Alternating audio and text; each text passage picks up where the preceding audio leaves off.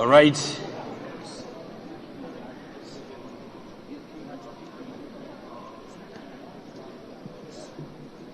Honorable members, ladies and gentlemen, shall we all be upstanding for the national anthem as well as the East African anthem?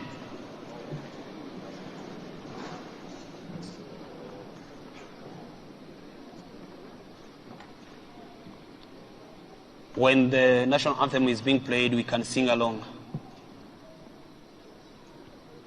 DJ.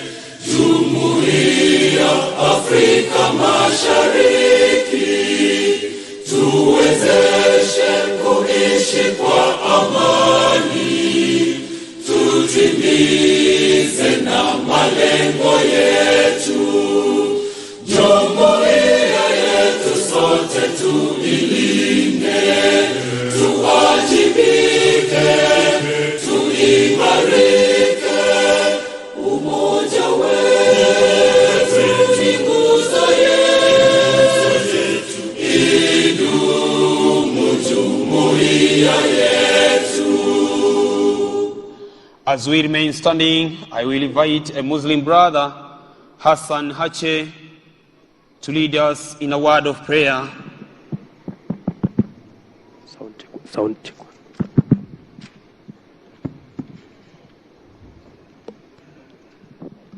أعوذ بالله من الشيطان الرجيم. بسم الله الرحمن الرحيم. الحمد لله رب العالمين الرحمن الرحيم مالك يوم الدين. إياك نعبد وإياك نستعين. اهدنا الصراط المستقيم صراط الذين أنعمت عليهم غير المغضوب عليهم ولا الضالين آمين. Oh God, Almighty Allah, we pray to you that we have gathered here tonight to deliberate on a document that will guide these nations, the 45 million aspirations in the next 10 years or even forever. We pray to you that we guide us a big win in the 47 counties, in the 290 constituencies, the 1,450 wards, and the 280 plus polling stations. We have gathered here today to tell the world that Hazala Nation is going to win on the 9th of August 2022, which is 39 days from tonight. This is again a very important day today. We pray to you that it is the first day of Hijrah, not Hijrah, it's the first day of our pilgrimage. We have gathered here at Mecca. This nation is now live. We pray to you that you guide us. Most of us have even fasted today to pray for the 5th president of this nation, plus all aspirants. We have gathered here to talk about a document that has the voices of the voiceless, which have been gathered in the last 3 months across the 47 counties. Amen. We still remain standing. I will invite Bishop Dr. Joseph Moffat Kilioba for the Christianity.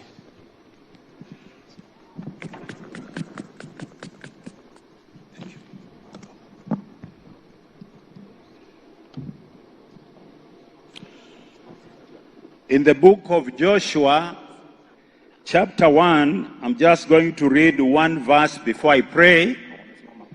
And it's found in the verse 8. It says, "This book of the law shall not depart out of thy mouth, but thou shalt meditate therein day and night, that thou mayest observe to do according to all that is written therein. For then thou shalt make thy way, shall not depart from our heart and our mouth." Father, so we want to thank you and to bless you.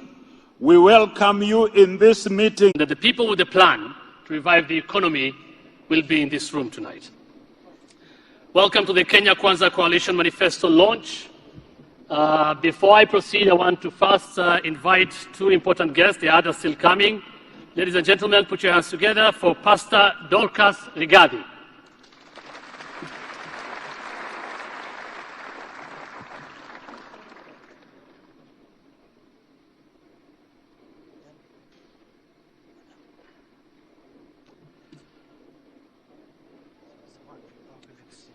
Again, ladies and gentlemen,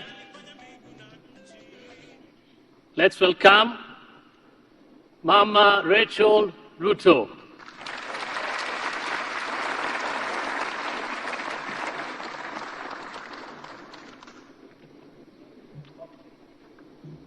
Okay, I want to introduce the other guests that are coming in, but first I want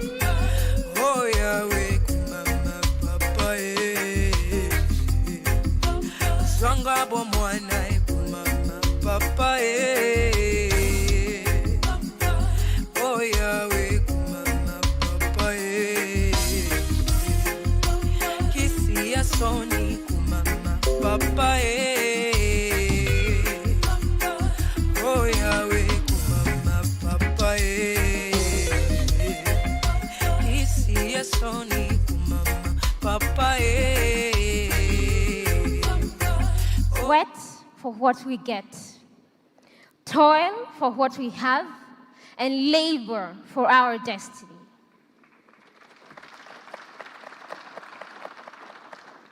We wake up early, work long hours, and sleep late in our shambas, our kiosks, our streets, and markets, factories, running tracks, bodas, and offices. Every single Kenyan must feel welcome on the table of our national family as a birthright and not, I repeat, not as a favor. This is how we build a strong nation, united and prosperous nation. Everyone's dream matters.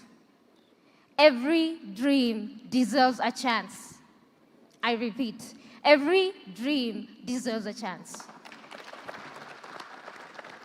And every dream requires opportunities and support to blossom.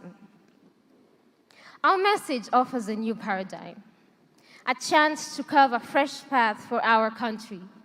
It communicates our plan to mobilize Kenyans to change Kenya. I repeat, to mobilize Kenyans to change Kenya.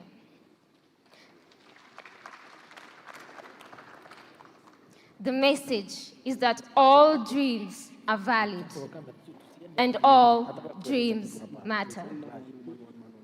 It is a message about bridging the opportunity gap as the pathway to build a strong and rich nation, an assurance that no matter what their dream is, nobody is going to stand in their way. Thank you, ladies and gentlemen.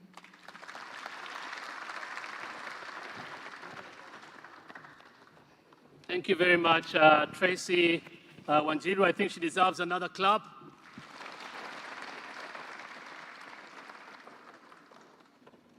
Thank you very much, Tracy. Okay, I want to recognize now the other leaders of Kenya Kwanza who will be joining us, starting with the running mate candidate of Kenya Kwanza and UDA party. Put your hands together for Rigathi Gachagua.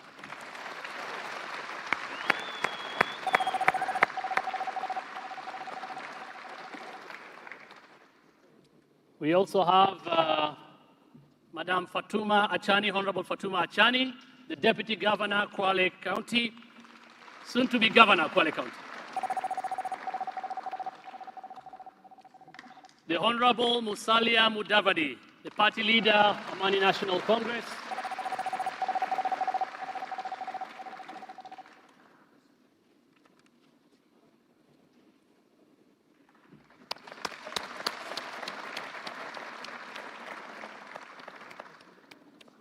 The Honorable Governor Anne Waiguru, Governor, Kirinyaga County.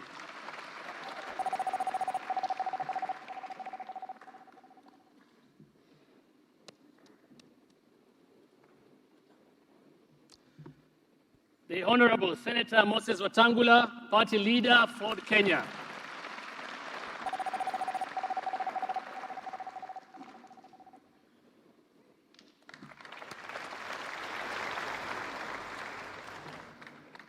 The Honorable Alice Wahome, MP, Kandara.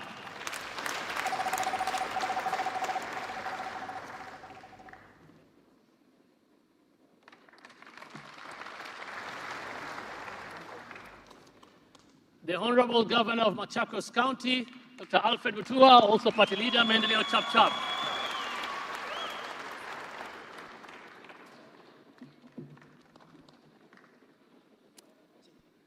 The Honorable Justin Muturi, Speaker of the National Assembly and Party Leader, the Democratic Party.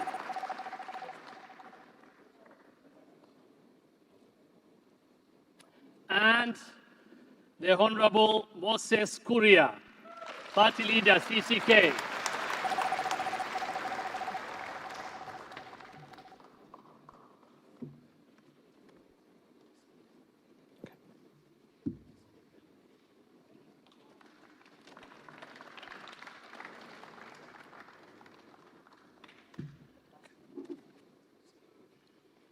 So, ladies and gentlemen, welcome again. And before now, I introduce the party leader of UDA, and of course, the Kenya Kwanza Coalition presidential candidate. I want to take you through the journey. And I'll start again. From Nairobi, Kenya to the world, it is my singular honor to welcome you all to this historic event.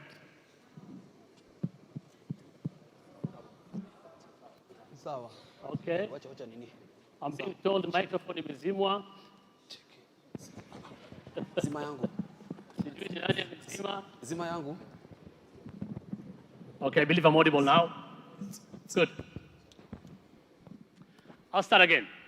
From Nairobi, Kenya to the world, it is my singular honor to welcome you to this historic event, the launch of the Kenya Kwanza Manifesto, the People's Manifesto. And we will tell you and describe to you why we call it the People's Manifesto. Freedom is coming.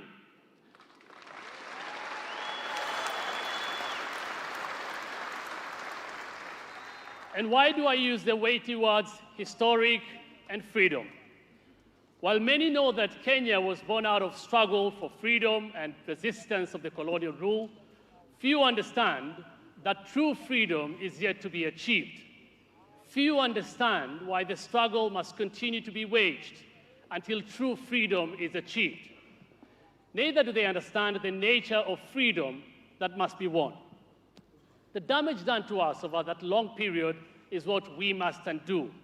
Now, while we got independence, we did not discard the oppressive colonial governance model. We inherited and perfected it. The master-servant relationship, state capture, divide and rule, and impunity and contempt. The first liberation was to remove direct colonial rule. The second liberation was to liberate the country from one-party dictatorship and an oppressive constitution and guarantee political freedoms. The third and final liberation should be based on the correct diagnosis of what the fundamental problem is. Kenya Kwanza, through the people, has diagnosed this problem. For the diagnosis and solution, ladies and gentlemen and fellow Kenyans, I now present to you His Excellency, the Deputy President and incoming President under the Kenya Kwanza Alliance and UDA presidential candidate, Dr. William Ruto.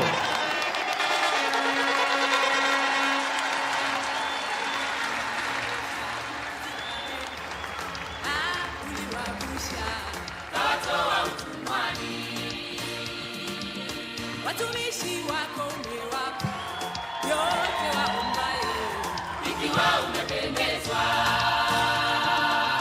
Uamualo hakuna wa kulipinga, hakika we ni Mungu wa vyote. Unatawala dunia na vilivyomo, makuu umeyatenda. Jehova, hakika tumeuona mkono wako Bwana, matendo yako Bwana ni makuu mno. Umetutoa mbali ukatushika mkono mahali uliona pekee.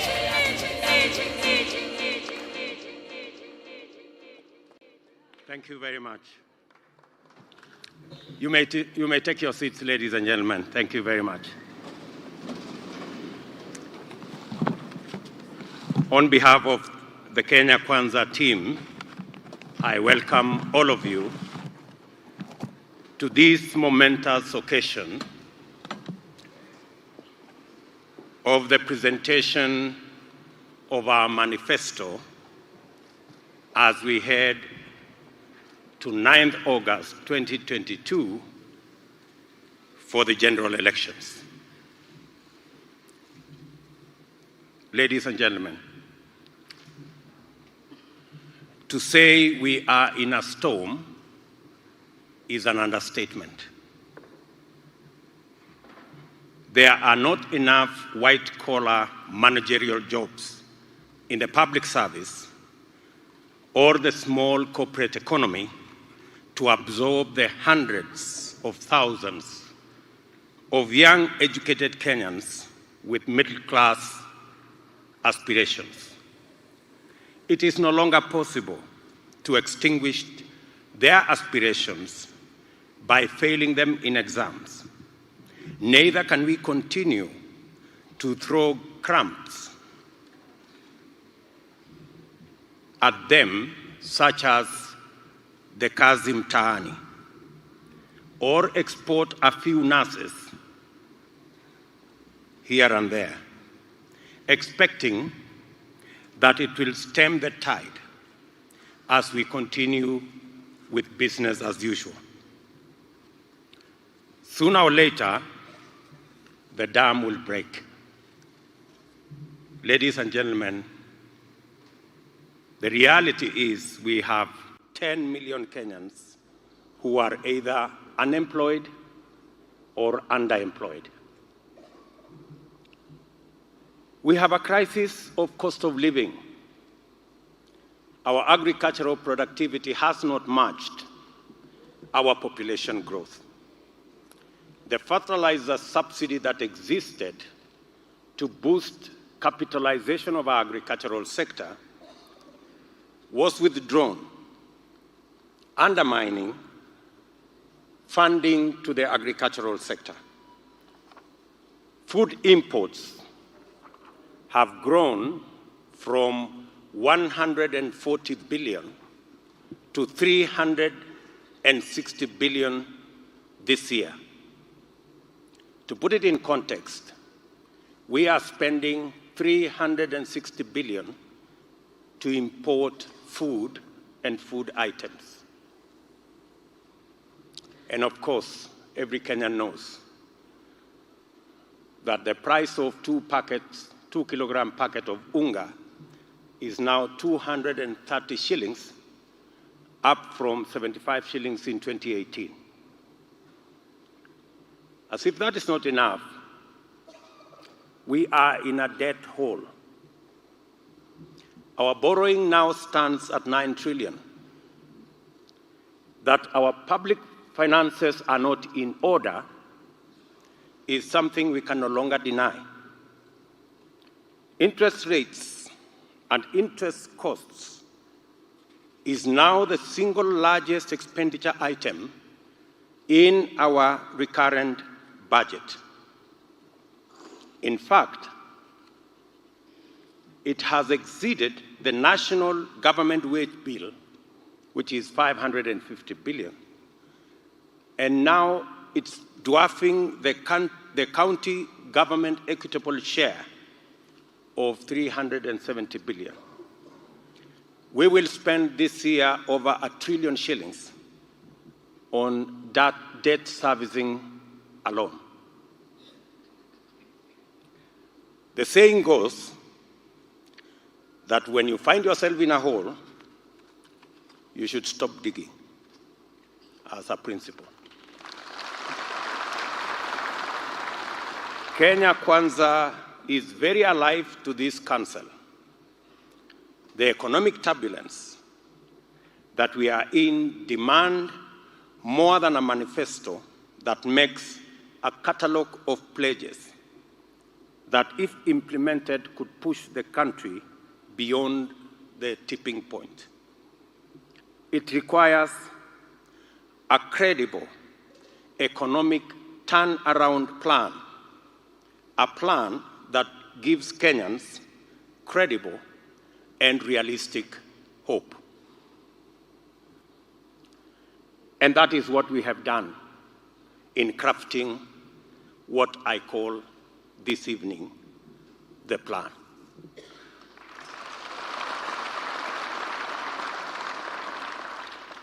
The Kenya Kwanza team, majority of them seated here,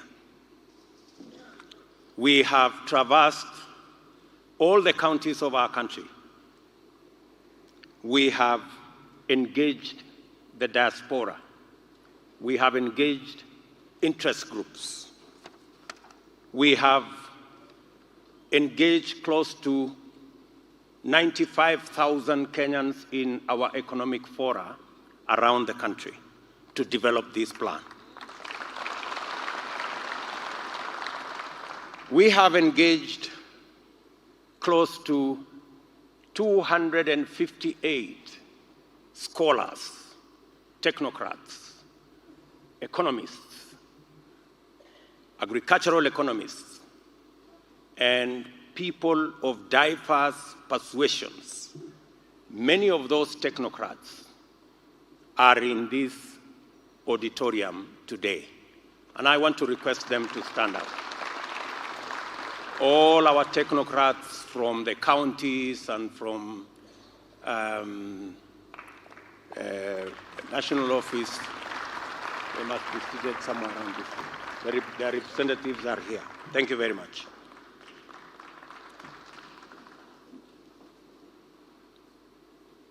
We are committed as Kenya Kwanza to pull out the country from this storm. And we start with what we have. We strongly believe, from the recommendations that we've had, that the single most important asset that we have as a nation is our human capital, the people of Kenya. It's important to note that we have a 19 million strong workforce in Kenya. 3 million of these people work in the corporate and formal employment. 16 million of them, which is 85%, work in the micro, small, and medium enterprise, both formal and informal. The best way to make our human resource productive is by capitalizing our human resource that is available to us. And the primary task of economic policy is development, is to mobilize and influence the allocation of capital in the manner that it generates the best benefits for the country. And these benefits include employment, equitable distribution of income, economic stability, adequate tax revenue, and of course, foreign exchange earnings. Our economic model so far, the trickle-down economic model, has failed the test of deploying capital to generate benefits in the best way possible for the country. Going back, 1967, the NCCK, National Council of Churches of Kenya, did a report. Another report was done by ILO in 1971. And also the sessional paper number 1 of 1986 diagnosed the problem and blamed the trickle-down economic model for our state of development. It also identified agriculture and the informal sector as the areas that have the highest economic returns in terms of employment and equity.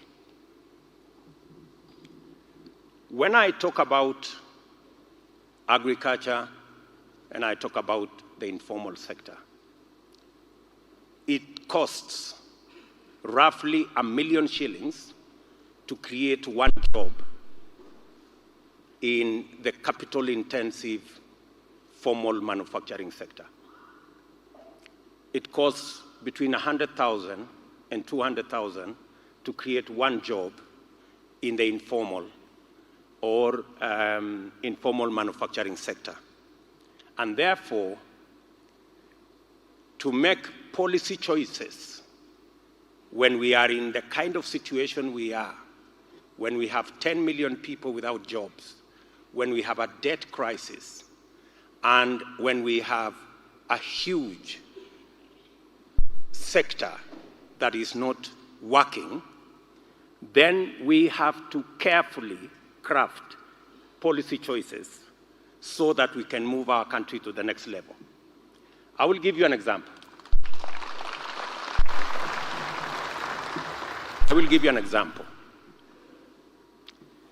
We just inaugurated a gun assembly factory up in Ruiru, which we built at a cost of 4 billion shillings. That factory created 100 jobs. It means it costed 40 million, to create one job. Kitui County, I want to give you the other side of the story. Kitui County created a garment manufacturing industry. Kitui County spent 168 million and created 600 jobs. So, if you do the math, it means it costed Kitui County 280,000 to create one job.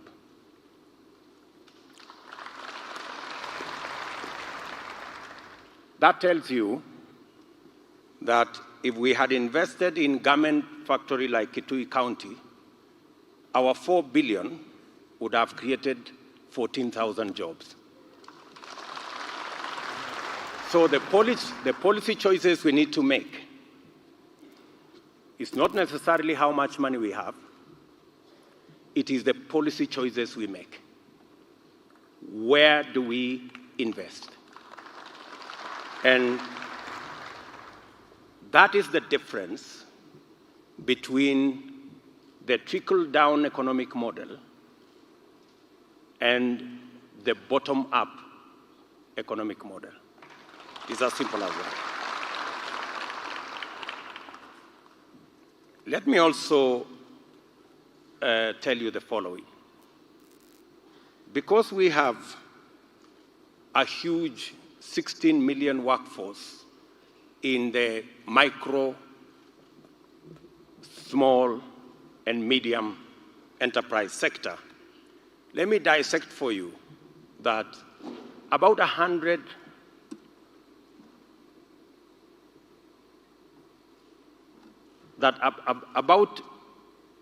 5 million of these micro and small and medium enterprise players have some form of formality, graduated.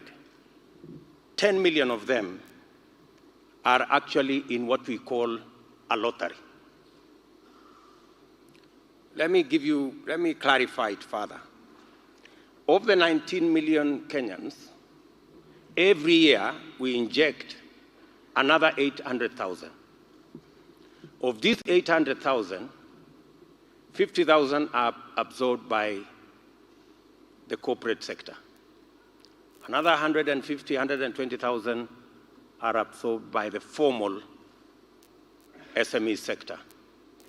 The remainder, about 600, 700, enter a space that we can actually call a lottery. They are not sure of what to do. They don't know how much they will make. On a good day, they make 100 shillings, sometimes 200 shillings a day. On a very good day, they make 300 shillings. And on a completely bad day, the council askaris go away with all their wares and they make zero. That is the kind of situation we are in, and that is where millions of Kenyans are. In our plan, as we listened to the people of Kenya around the world, we came to the conclusion that an inclusive, employment-creating economic model is about investing the limited capital available where it creates the most employment, and that is at the bottom of the pyramid.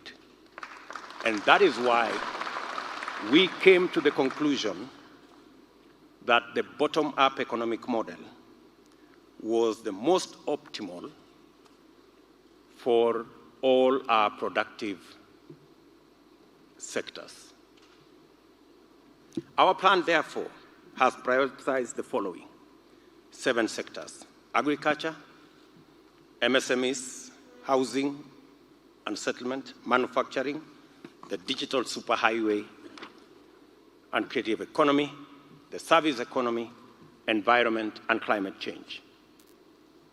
These are the critical sectors that we want to drive our development. I will talk about the enablers further down the road. And we have chosen these 6 sectors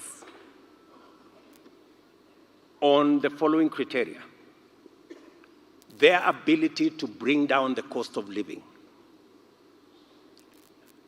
our intention to eradicate hunger, and the big question of creating employment, and the resultant expanding of our tax revenue base, as well as improving our foreign exchange balance and the whole subject of inclusive growth. Those are the 6 parameters that we used to arrive at why agriculture, why housing, why infrastructure. These are the criteria we used. Let me explain to you why. For example, we believe as Kenya Kwanza that investing in agriculture will give us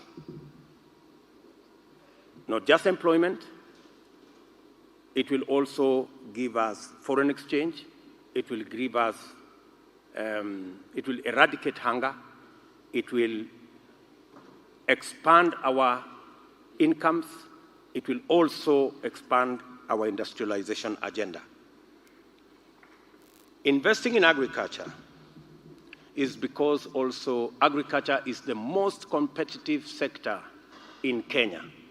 We have the best practices of agriculture anywhere in the world. If you go, for example, to the flower auction in Amsterdam, 25% of flowers come from Kenya, and they are competitively grown. Agriculture is equally important because it controls 50% of our economy, 25% directly, and 25% indirectly. Why do we believe that agriculture is the best place to invest? Number one,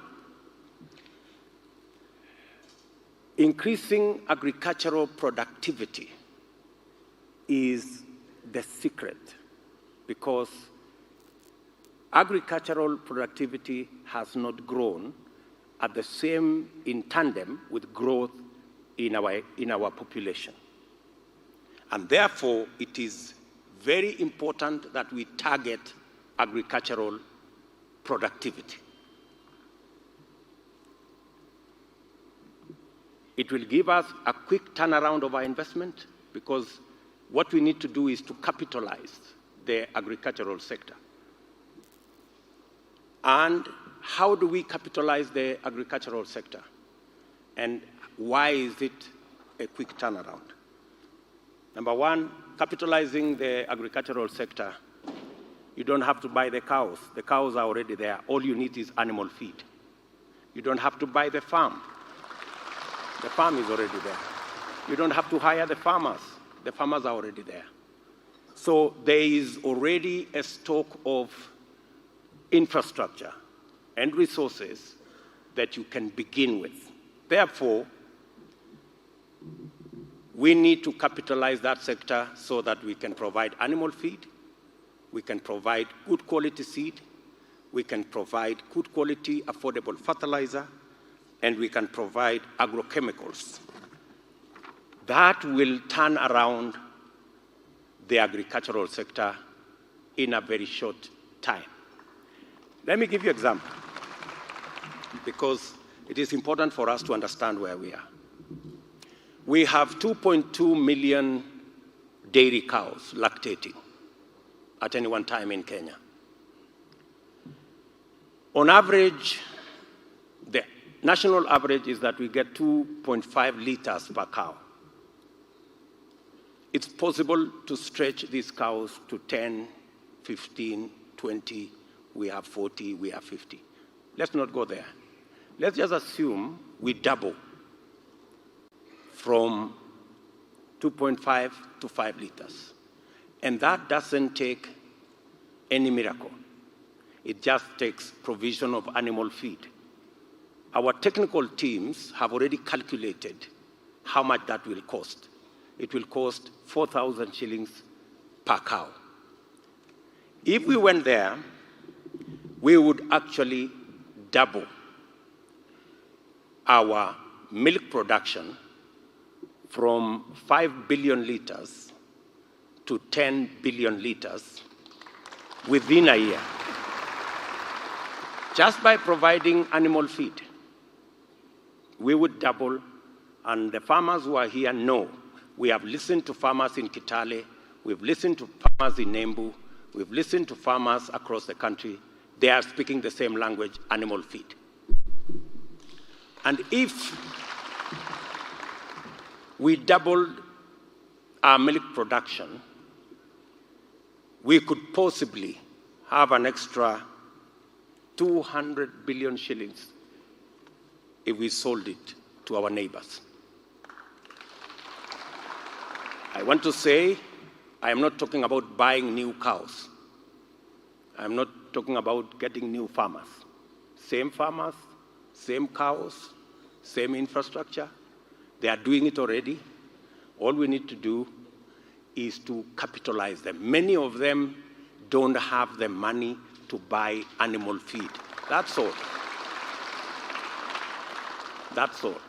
We have costed what that will cost us, and it will cost us 8.8 billion shillings.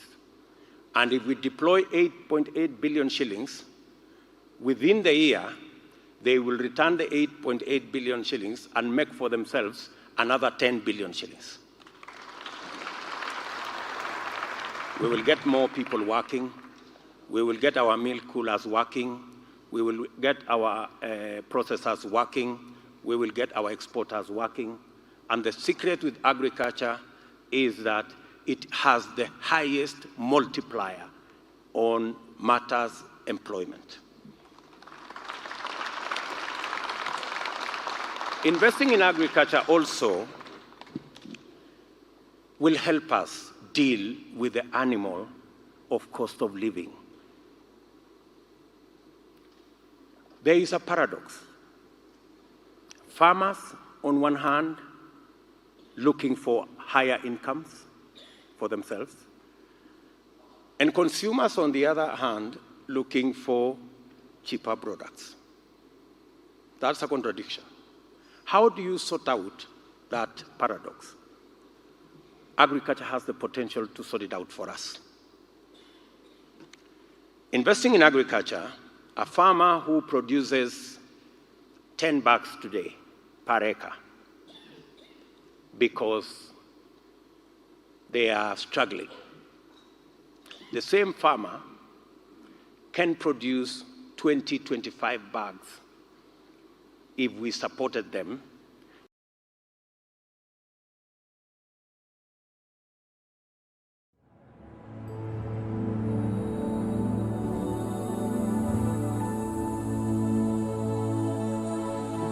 It will give us a quick turnaround of our investment, because what we need to do is to capitalize the agricultural sector.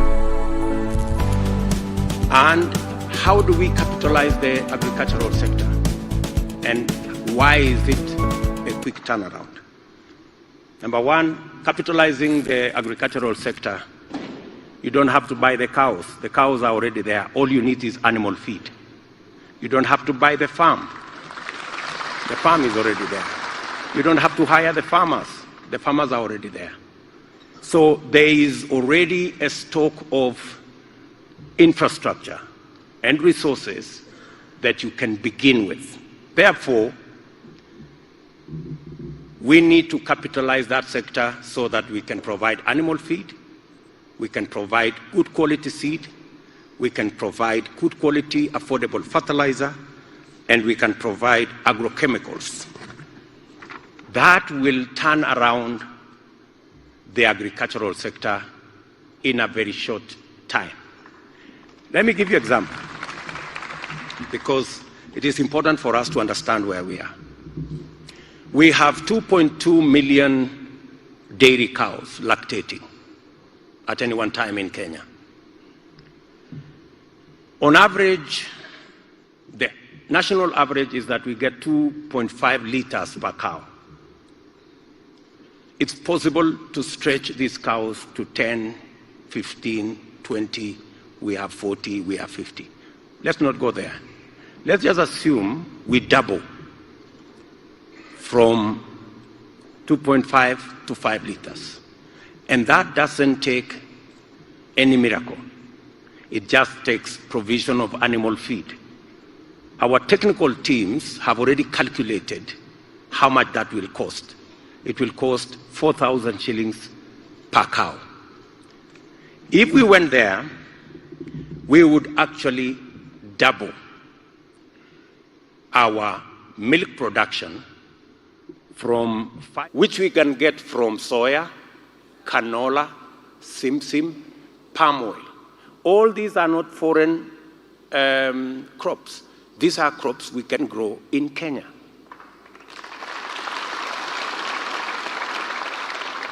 We can save enormous amounts of money, of hard-earned foreign exchange, if we changed our model and put in place mechanisms, which we are suggesting here. We spoke with farmers in Busia. We spoke with farmers in Kakamega. They told us they are ready to grow the oil crops. All they wanted is a sure market that if they grow, somebody will buy them. That's all they asked. That's all they asked. And for sure, if we are importing 90 billion, we can start there. We can substitute. We can tell them, instead of us importing, please grow. We have at least 90 billion we can buy. We can begin there.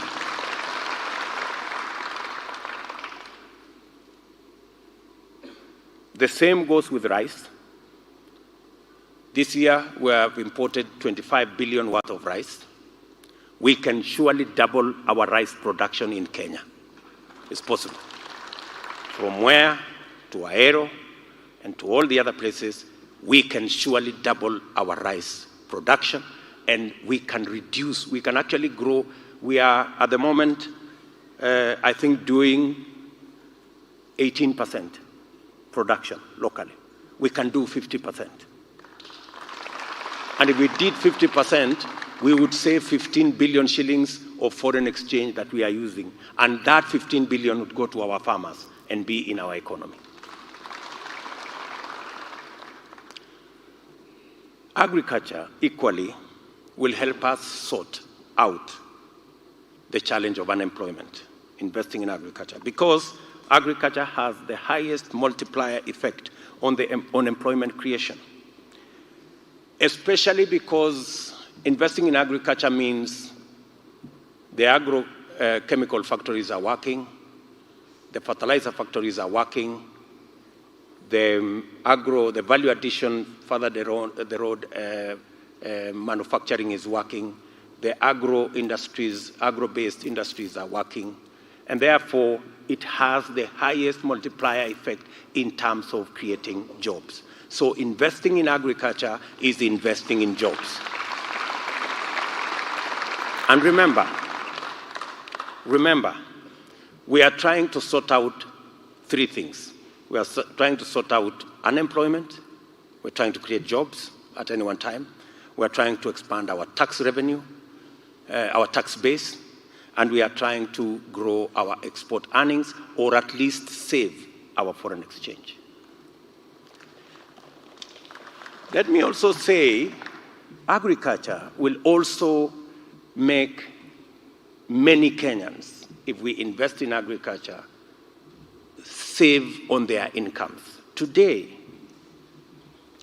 on average, every Kenyan spends 54% of their income on food, 54%. In fact, the poorer families are spending 60% of their income on food alone. And our statistics show that we spend 3 trillion shillings on food as a nation. Just imagine for a moment, if we saved just 10% on food because we have improved our productivity. From 3 trillion, 10%, we would save 300 billion that would go somewhere else in our economy. So investing in agriculture has a bearing on what remains in your pocket. It's what remains in your pocket. Let me also say the following. Hunger is a big problem in Kenya. We have close to 2 million people who suffer hunger. Majority of them, for your information, are farmers. Majority of these 2 million people who are suffering hunger, it means they can't grow enough to eat. As Kenya Kwanza, we have worked out with our agroeconomists a package for these 2 million farmers. For us to give them inputs and make sure that they use the farm they are doing now and produce enough for them to eat and a surplus. We have a program for 5 years to invest 90 billion shillings. 30 billion shillings revolving fund and 12 billion shillings every year to support them on extension service and making sure they do the right thing.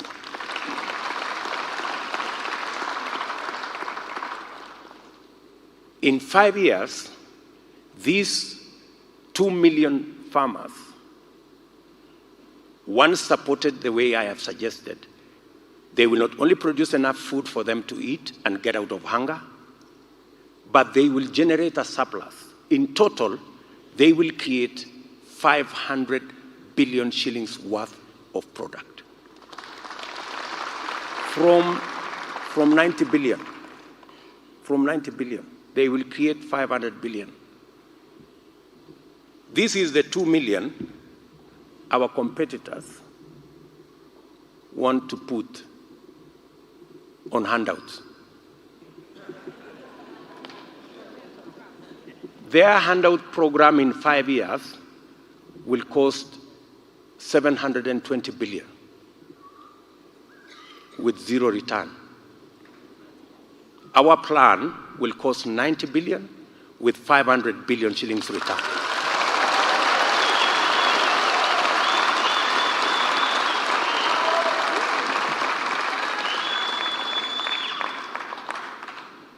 That is the difference.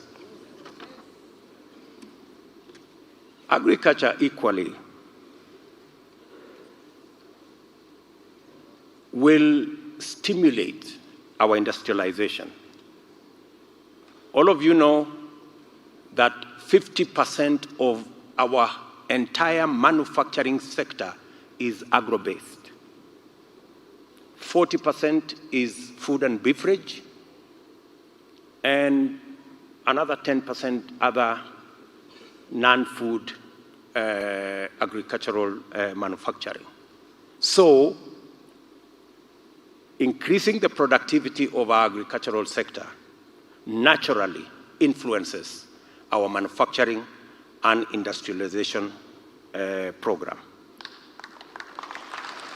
So, what are we going to do as Kenya Kwanza? We are going to provide adequate, affordable working capital to all our farmers, either through their farmer organization groups or cooperatives or other farmer organizations, so that we can capitalize our agricultural sector, because the single most important impediment to the productivity of our agricultural sector is capital. Number two, farmers told us across the country that they needed to guarantee their returns. Every farmer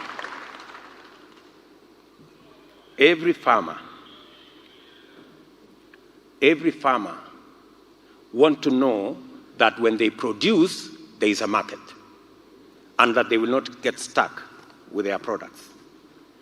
So, that is where we want to go, to provide GMR, a guaranteed minimum return mechanism that is built around insurance, so that every farmer will know that when they produce, there will be a market and they will not lose. We will transform, of course, our 2 million resource-poor farmers to produce food surplus. We will reduce our dependency on basic food imports, especially edible oil and rice. Those are our two targets. And we will invest in the underperforming products, coffee, coffee, cashew nut, and of course invest in the emerging crops, macadamia, avocado, and the area of flowers, and the area of flowers and vegetables. And we will also move up the value chain. Our tea, we only value add 5% of our tea. Our strategy is to move value addition of our tea to 50% in the next 3 years.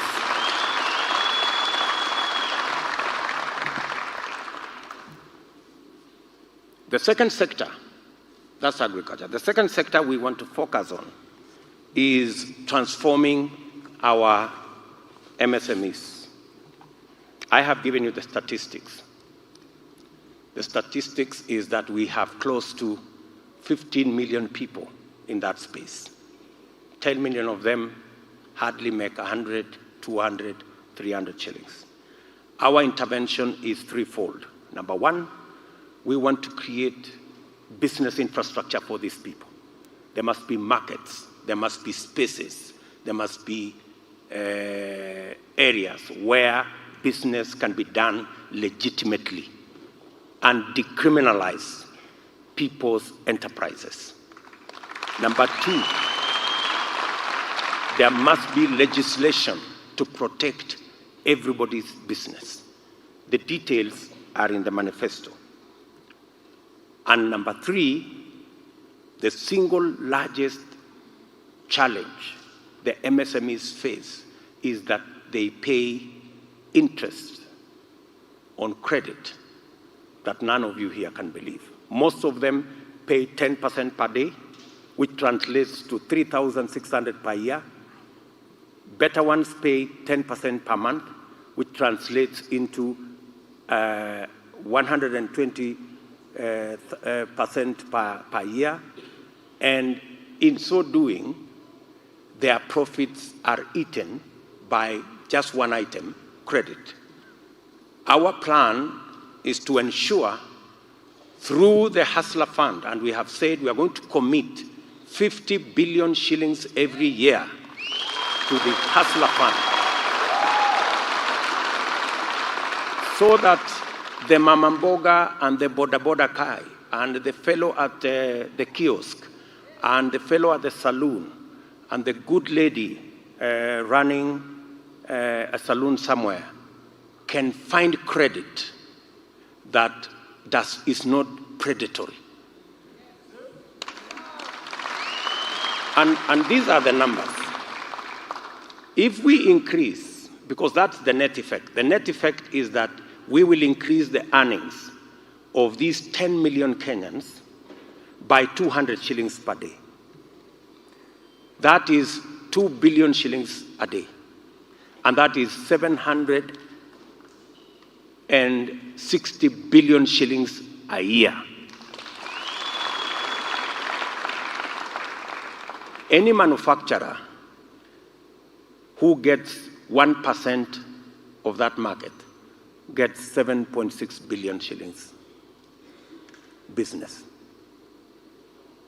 So when we say bottom up, it is not the same as bottom versus up.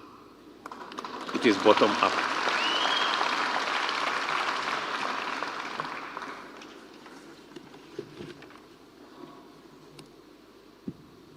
Let me go to the third subject of housing. Housing, ladies and gentlemen, we are short of 2 million houses as we speak. And every year, the requirement is we build 250,000 houses. We are only building 50,000 houses every year. And of the 50,000 houses, only 2% are low-cost houses. The rest are out of reach to most Kenyans.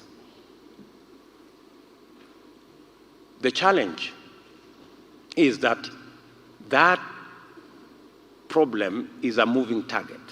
Every year, 500,000 Kenyans join or go into cities and towns. The rate of urbanization is 4.4%. At the rate of 4.4%, every year, 500,000 Kenyans find themselves in urban settlements. And we already have a shortage of houses. So as Kenya Kwanza, we looked at the challenge and we decided to turn it into an opportunity. We've turned it into an opportunity to do several things. Number one, of course, to create jobs. Number two is to create affordable, low-cost houses. How are we going to do it? This is how we plan to do it. First, we need to face the challenge of land. The biggest cost that goes into housing is the cost of land. We decided that we are going to do public land, or we are going to get land that is not expensive, even if it is away from the city, and provide infrastructure to get people from where it is to the city.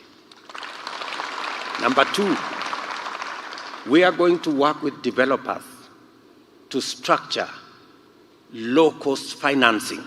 Today, many developers get loans at 14, 15, 20%. We want to structure a 3% to a maximum of 5% financing for low-cost houses. The third component is we want to engage modern technology of building. We do not have to use stones. We can employ new technologies that deliver for us cheaper houses. Number four, we have to standardize housing products, windows, doors, and all the other infrastructure. Today, everybody, each one of us is building a designer house because every house, the windows are different, the doors are different. So it's a designer house because it's all different. What we are going to do is we are going to standardize so that we can mass produce housing products. If we know that a one-bedroom house, the size of the door will be like this, you can produce them en masse. The size of the window will be like this, you can produce them en masse. And our Juakali sector can produce these housing products en masse. That brings down the cost by almost 30%, just by eliminating the designer structures of every house. Of course, we all know designer suits are more expensive than all the other suits. And that's what we are doing. And finally, we have to structure an off-take plan. Low cost, long-term mortgage. Let me tell you, my regret is that we didn't implement this housing plan that was in the Big Four. Because our plan is to build 250 housing units every year, and our plan is to ensure that at least 50% of these houses are low-cost houses. We want to make it possible for a person who is paying 10,000 shillings today rent to still pay 10,000 for a two-bedroom house, and in 15, 20 years, the house belongs to them because they are paying mortgage.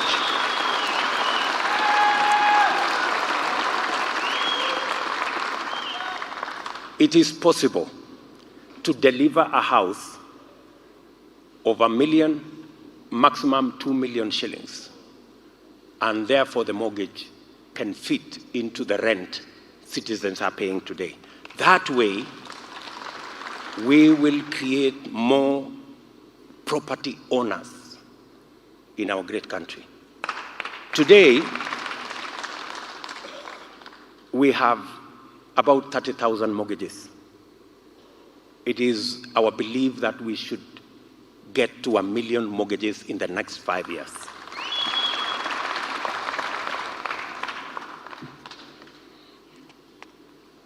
The fifth item that I want to go to is manufacturing. Manufacturing is the place we are not doing well. In the last 5 years, manufacturing as a contribution of our GDP has gone down from 9% to 7%, 9.3% to 7%. That reverse is not healthy for our country. The challenge with our manufacturing is that it has always focused on capital-intensive investment rather than labor-intensive outcomes. We are focused on 5 areas in our manufacturing plan. Leather, let me begin there. It's a very sad story, let me tell you. on leather. Kenya has the third largest herd in the continent of Africa of cows. Third largest. Do you understand? We have close to 30 million livestock. We slaughter 3 million livestock every year. We can only use 10% of hides and skin, 10%. We were in Kajiado. We were in Wajir. And the citizens there were telling us, why are you allowing us to throw away our hides and skins? It's being eaten by dogs. Sometimes we have to bury it. Sometimes we have to dispose it. In fact, disposing it has become a challenge. Meanwhile, we are importing 20 million pairs of shoes every year made from leather products, made from skins and hides of other people's cows. We are burying our own leather. Other people, then we go to buy other people's. Today, the leather industry is 15 billion, right? Thereabout, 15 billion shilling industry. We can move it to 140 billion shilling industry. Today, the leather industry employs 10,000 in the formally and another 17,000. We can employ 120,000 Kenyans in the leather industry. I want you to listen to me carefully. I am not talking about us importing anything. We have the cows. We are slaughtering them anyway. The only problem is that we are not making use of the skin and hides. That, I don't want to say it's stupid. Yeah? I don't want to say that.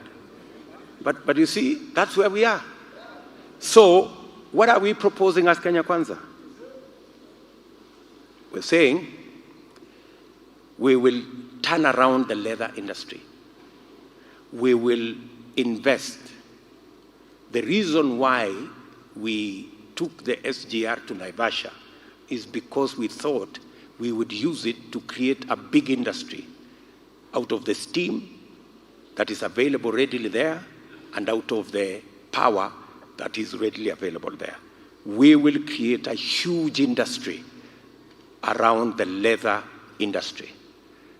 Leather products, from shoes to bags to everything else that goes with leather, will be a big, and that does not require importing nothing. We have everything here. All we need to do is to leverage on technology and bring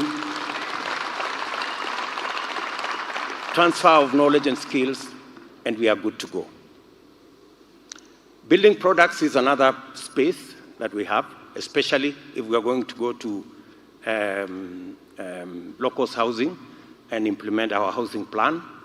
The whole Juakali sector will be busy generating doors, generating windows, making sure that there are enough building material products in quarries and in all the other places. Pharmaceutical industry is another space. Our budget on health is 550 billion every year. Our expenditure, let me say, our total expenditure on health is 550 billion. 20% of that is pharmaceutical products and consumables. We are only producing 20%. It is possible for us to produce 100%. We have pharmaceutical companies here. Let me tell you the story. We have pharmaceutical companies here. They are producing at half the capacity. The reason why we are not exploiting that capacity, creating more jobs in the capacity that they are using so that we can supply our own pharmaceutical products is a very big guess. Garment and textile industry. That is the other space that we have. The garment industry today, we export 500 million, which is about 50 billion of garments outside the country. When we signed into AGOA, we were supposed to produce the cotton to provide the yarn and the fabric for this export. As of today, 40%, not 40%, actually 40 billion of yarn and fabric is being imported from Asia to come and at the EPZ. I was in KISII last week, and the people working at the EPZ were asking me, Mr. Deputy President, we are producing garments here that we are exporting to America. We can also produce garments that can be consumed, that can be sold in Kenya. They have the technology. So that is a space we want to focus on, the whole cotton value chain, from growing of cotton, and I want to give you the good news, we are going to start growing big BT cotton in Kenya. Yes. It has higher yields, it is more drought resistant, the trials have been done, and the trials are very good. They are showing that we have very good productivity, and therefore, one more time, we will have our cotton industry up and running, and we can push that industry to another 100 billion shilling industry. I can say the same of edible oil. It's another value chain that can give us jobs. I can say the same of electric motorcycles and electric cars. That's another value chain we can develop here because we have the market for it here. We have a market of 200,000 border borders every year. That's a market we can supply from Kenya. Let me leave that there.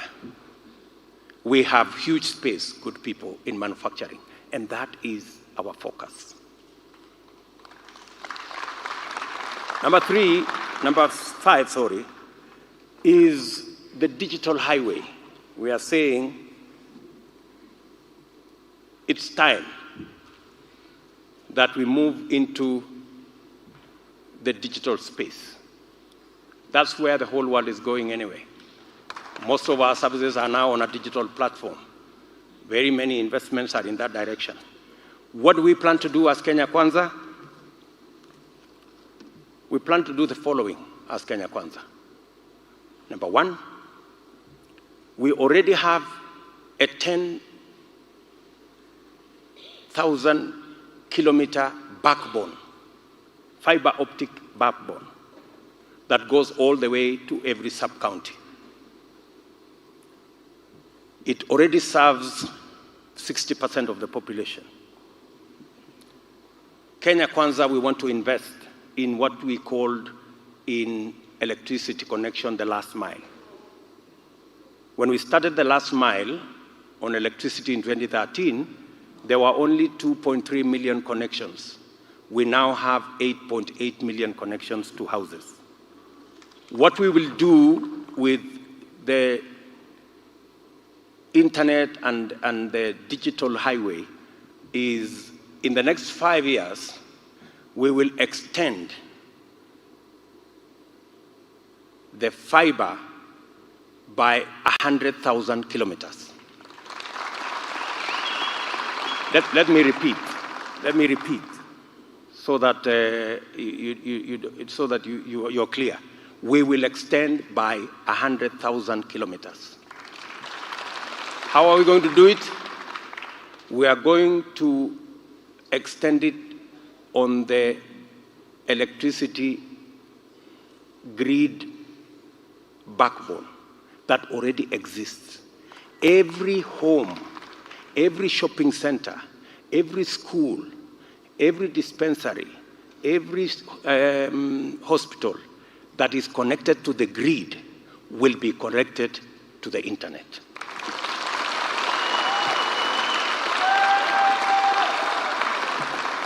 And in 5 years, we will close the digital gap, and every Kenyan will have access to the internet.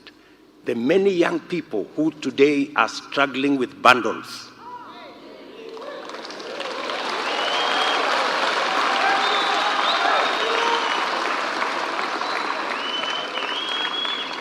the many young people who want to do their thing on the internet, or to make calls, or to communicate, they will have an opportunity to do so with ease from the comfort of their homes or at the shopping center, because we already have 24,000 markets connected to electricity, and those 24,000 markets will be connected to the internet.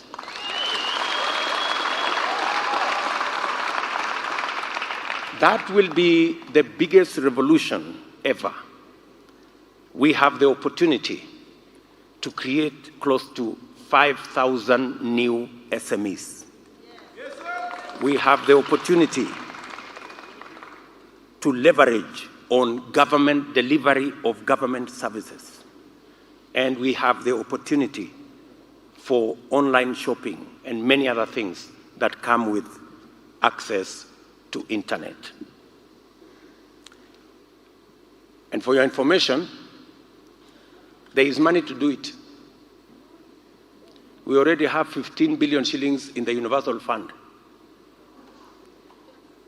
So if we securitize the Universal, this whole program will cost about 40 billion. So if you have 15 billion, you can deliver the rest. It's as simple as that. There was a proposal by the Communication Authority to use the 15 billion to build a hotel. So I think deploying the last mile of the internet is more like it, because that is the core function of the Communication Authority.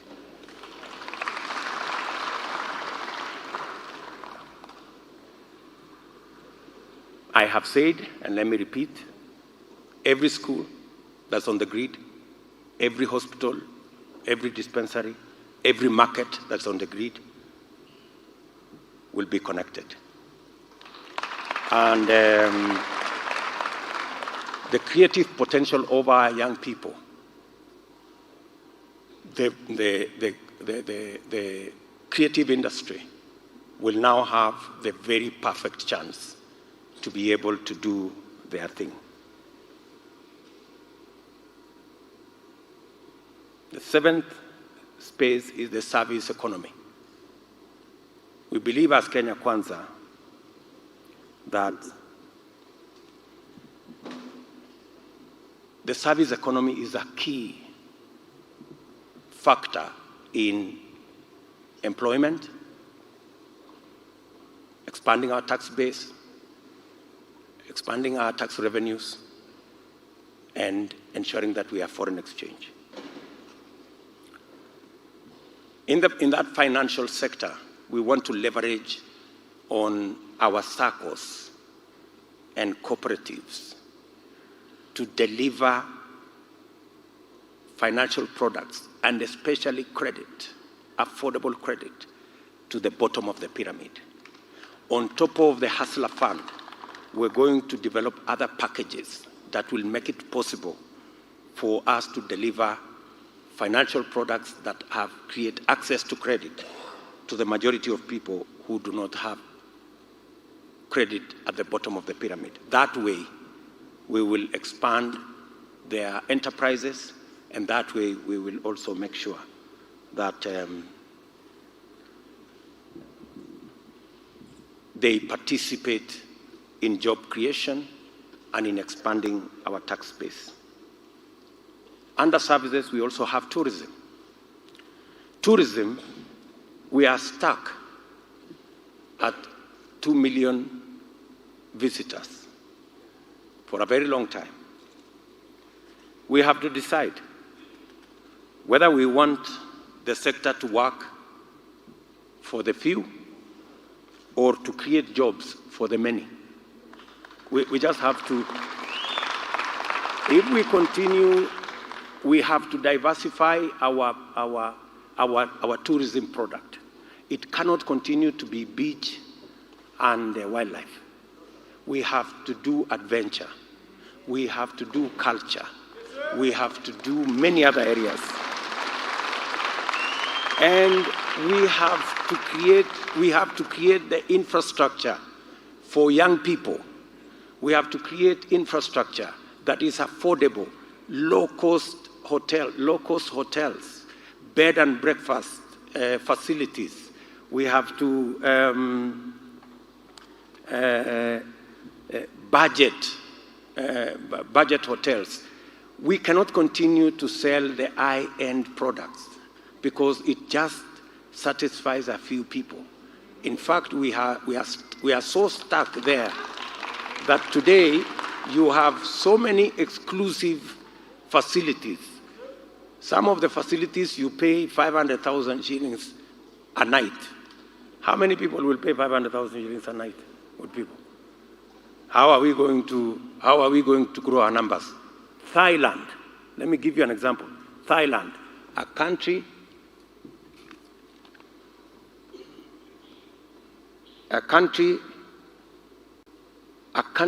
like, just like Kenya, our size, slightly more people, 70 million people, 50-something million in Kenya. So we are almost the same.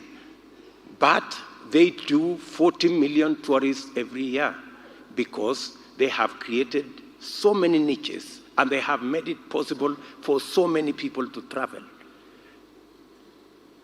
We can choose to continue our tourism to be high-end, and we will be stuck at 2 million. But if we took it to 20 million, we will have more people working in hotels. We will have more people helping with the transport. We will have. So, in fact, tourism is the ultimate trickle-down model that is causing a problem in our country. We just have to turn it the other way around. It cannot continue to be the way it is. It doesn't matter what you get out of 2 million people. It's not the same as if we had 10 million people coming to Kenya. If we had 10 million people coming to Kenya, as a factor, they say for every tourist employs 3 people. So the numbers will add up. So we just have to change the model and do a better package. I know players in the industry sector may have issues with that, but I think it's time. I think it's time. Finally, let me talk about aviation. And I'm going to single out the sugar industry because that's where we have a huge crisis. But let me talk about aviation. Africa has 15% of the population of the world, but we have only 2% of air traffic, meaning that there is potential, there is huge potential for us in the air travel space. Kenya Airways was doing well up to a certain point. And I dare say that the problem with Kenya Airways and the financial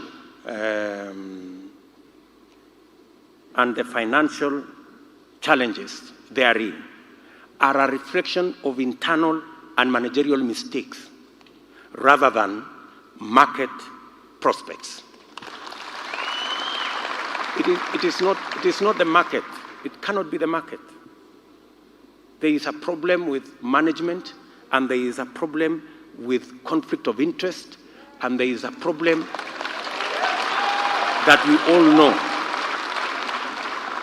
Being a national asset and being a strategic asset, Kenya Airways is not an asset we would want to let go at all.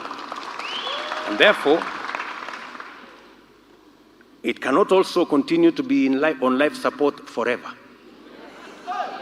We have to agree.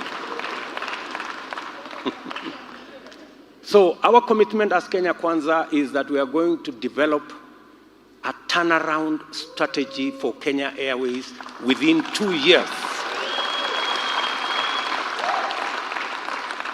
and bring it back to what it is supposed to do. And it is possible. Our sugar industry, and I was in Mumias the other day, has suffered the brand of underinvestment.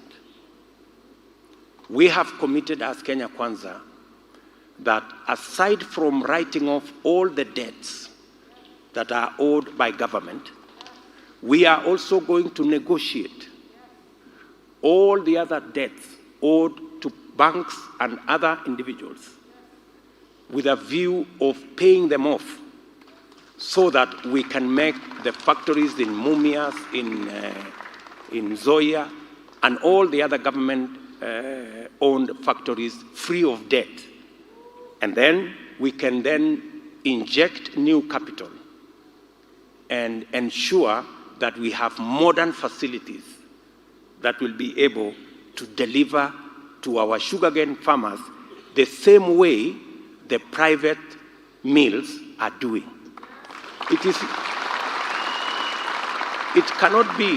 It cannot be that all the private mills are doing well and all the government mills are making losses.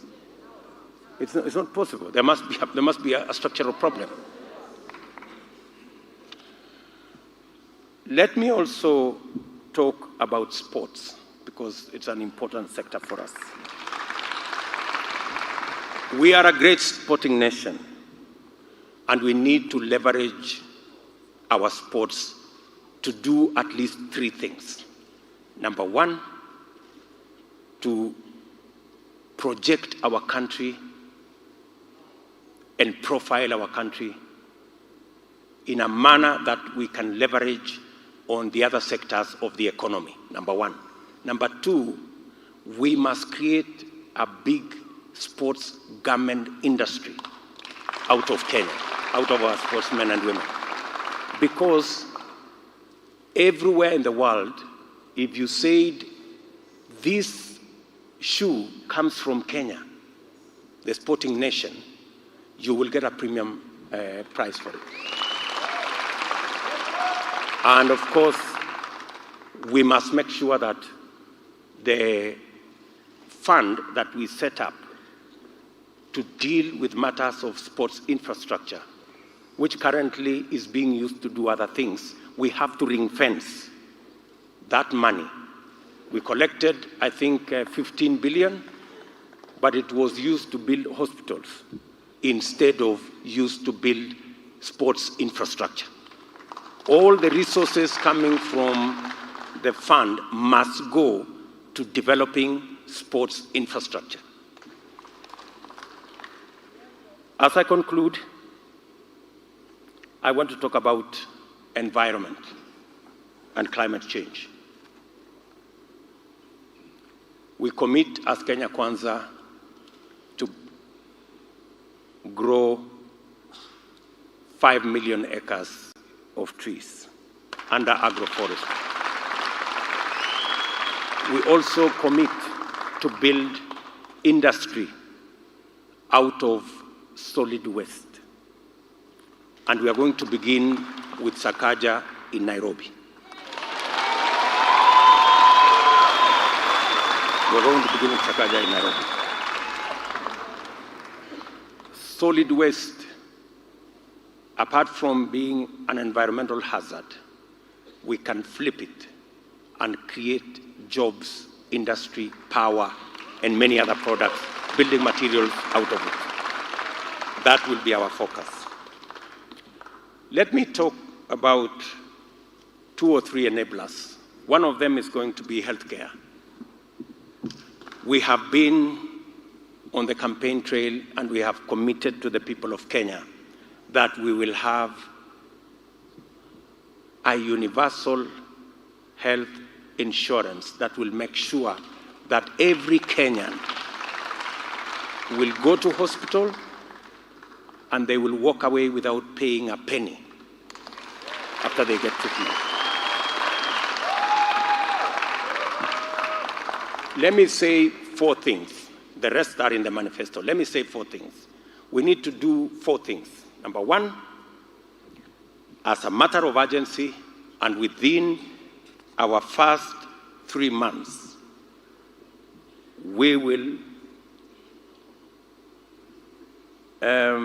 procure and put in place a state-of-the-art health integrated information management system that will make it possible for health records of every Kenyan to be portable so that you don't have to write on paper every time, and you don't have to go for MRI here, and then you go to another hospital, you do another MRI.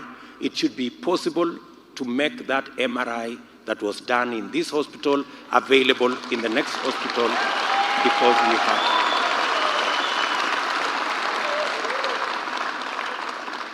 That will also assist us in making sure that we have information on the health of our country and how many people are in what category and what do we need to do and even what kind of drugs we need to keep on our shelves. Secondly, we are going to sort out and establish a stakeholder-managed national procurement scheme for drugs to leverage on bulk purchase and also to bring transparency and accountability in public procurement of drugs to eliminate the KEMSA scandals.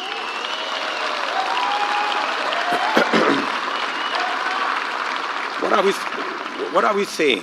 What are we saying? We are saying the following. The same thing that happens with procurement of our petroleum products. Industry, government, they come together and they procure collectively in bulk for Kenya. And that is why our oil products are the most competitive. So, KEMSA will not procure alone. In fact, we had a meeting with the health stakeholders, and they told us a simple hospital, one hospital, I don't want to mention their name, said they buy drugs as a single hospital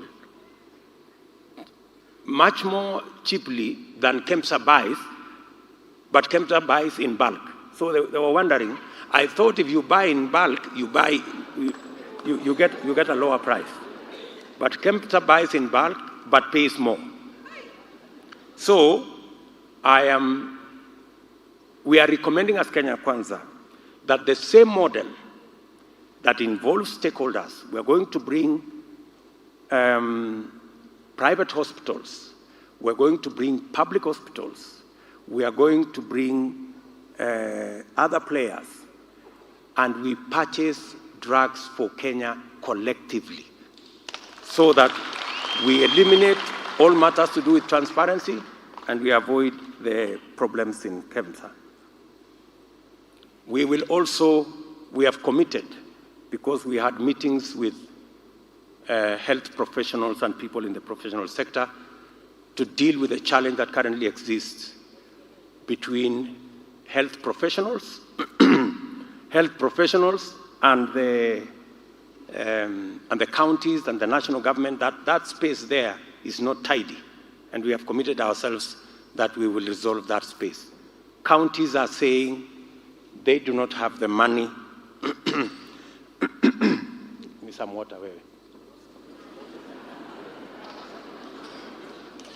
I thought you were bringing me water. You're giving me more instructions.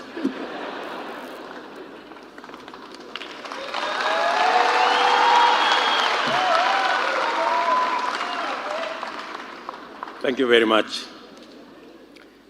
And thirdly, we have worked with health professionals, and our information is that we will redesign the National Hospital Insurance Fund to make it trustworthy, to deliver on its mandate.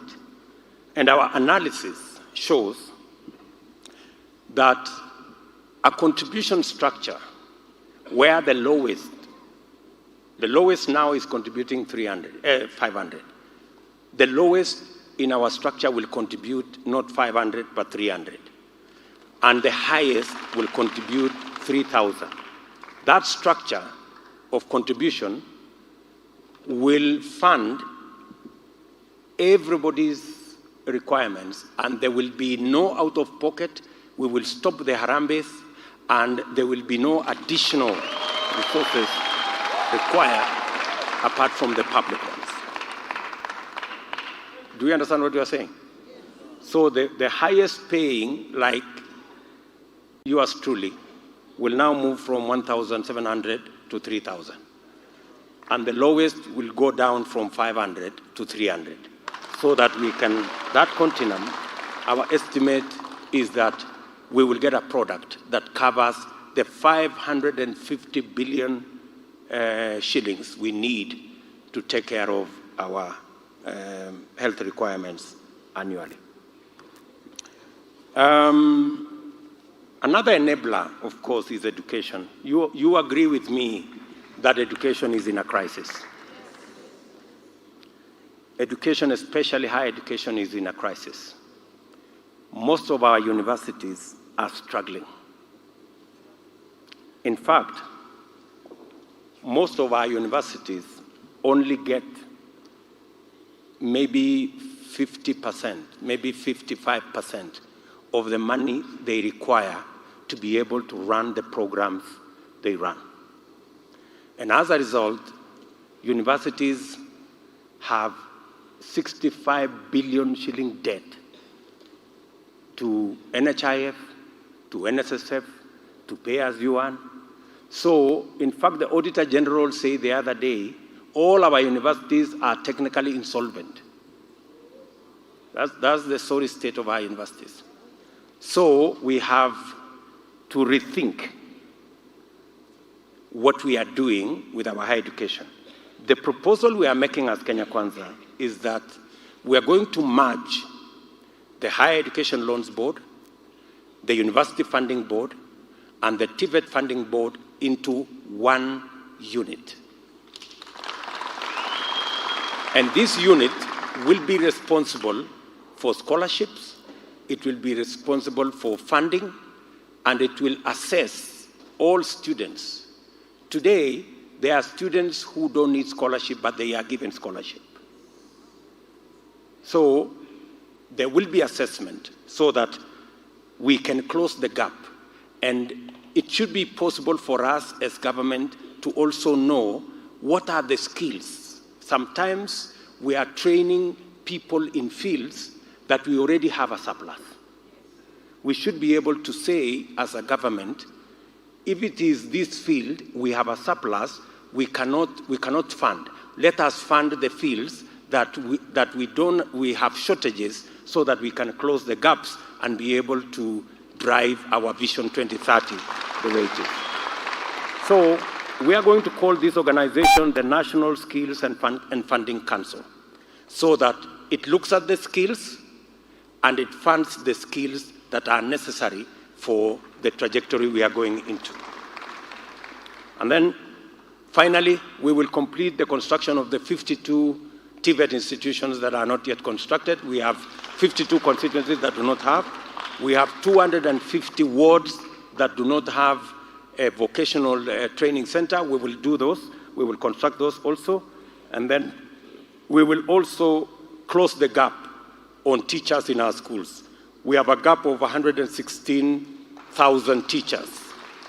We have undertaken as Kenya Kwanza that we are going to hire the 116,000 teachers in 2 tranches. 50% year 1, 50% year 2. We have also undertaken that to lower the cost of education, we are going to have a special tariff for utilities, for power, for water, for internet to our learning institutions. we are going to have a special tariff. We have also said that the current program on school feeding of 2 million school-going children, we are going to expand it. And we have agreed that we are going to work with counties. We are going to double to 4 million as national government. And every county that want to match, we are going to assist them to match a shilling for a shilling so that we can move the number of our children who have food in school to 8 million. That's our target. Statistics are very clear. We have close to 200,000 kids who are not in school, and the only reason they are not in school is that there is no food. And statistics has shown that if there is a school feeding program, the attendance and the performance is enhanced.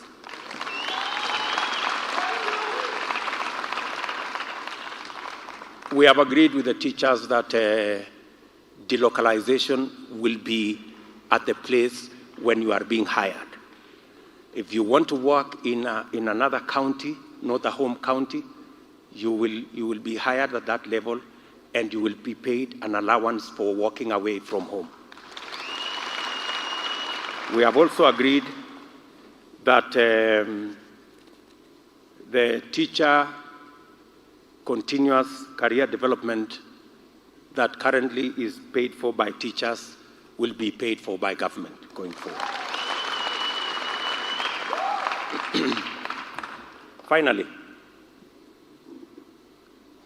our youth and women are the largest component of our plan. Apart from them being cutting across all these sectors, when we are talking about jobs, when we are talking about internet, when we are talking about all this, but specifically we had engagement with the young people of this nation, and we agreed with them that there will be a youth ministry.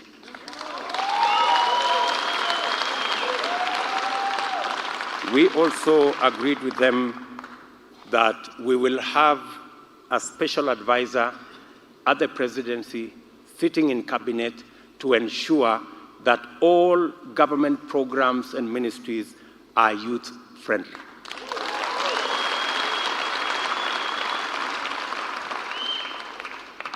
We also have a special charter with women, which we have signed. And we have agreed that 50% of the Kenya Kwanza cabinet will be the women of the Republic of Kenya. We have also undertaken that within 3 months, we will have a mechanism, and within 12 months, we will execute and attain the 2/3 gender principle that is provided for in the Constitution. And we have agreed that women and young people who have LPOs will become automatic beneficiaries of the Hustler Fund without any further requirements. Our persons living with disability, we had an engagement with them, and I see them around. And we agreed with them that all people living with disability will be enrolled in NHIF in the first 18 months.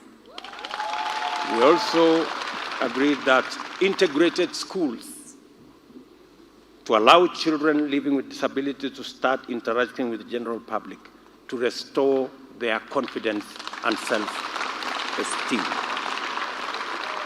We also agreed that we increase capitation of pupils living with disability by another 50% and set aside 15% of public-funded bursaries set aside for pupils living with disability.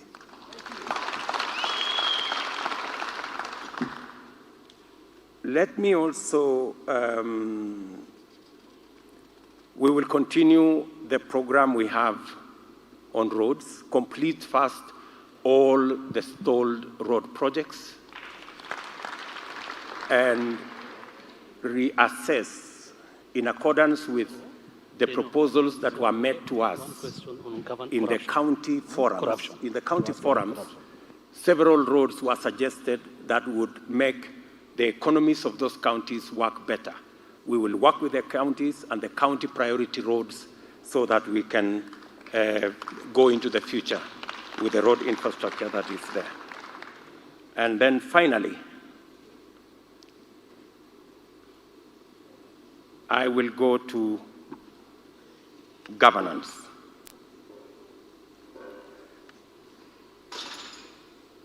And before I go to governance, let me speak to something about water. Water is very important as a principle. We have sat down with experts and we have agreed that this time round we are going to have a different strategy of deploying water, especially from the big dams. We have 57 dams that we already identified as government last term. We have changed, or we have agreed to work on a different strategy of delivery. The same way we have power purchase agreements, we are going to work on water purchase agreements so that we can bring the private sector on board. There are many people who are willing to invest in our huge dams or even in underground water. For example, the Turkana aquifer. There are proposals from the private sector that if we give them a water purchase agreement, they will be able to invest their own money. And the same way they sell us power, they can sell us water.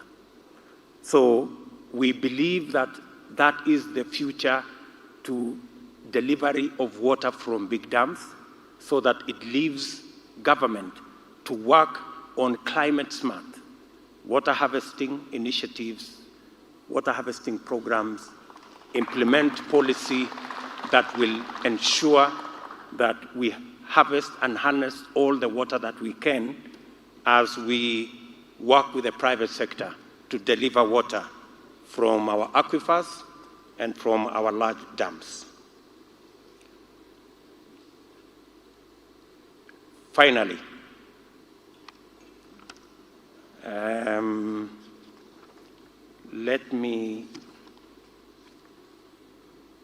then I will take a few questions. Let me go finally to governance. We are the team that will complete the implementation of the 2010 Constitution. We believe that rather than mutilate the Constitution for political expediency, there is a lot that needs to be completed in terms of implementing the 2010 Constitution.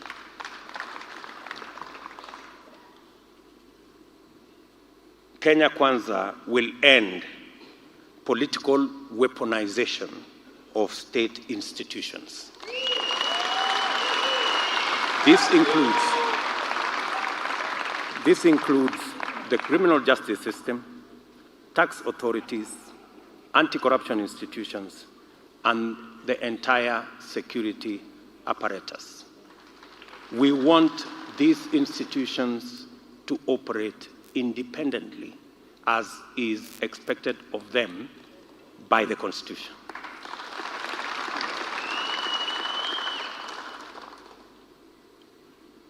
In our first 100 days, we will implement the constitutional requirement of a police service commission to have its own budget and its own accounting officer. We do not believe that the police should be begging for money from the office of the president. The police should run its own independent budget with its own accounting office. The saying, "He who pays the piper calls the tune," is the current problem with our criminal justice system.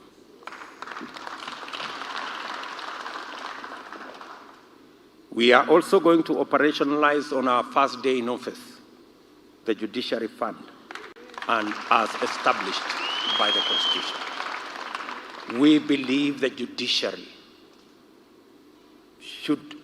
must be independent, operationally, constitutionally, and financially. The 2.5% of the budget required to run the judiciary will be made available to the judiciary so that the judiciary can run its course, deliver justice, and do so in a timely manner. Because justice delayed is justice denied.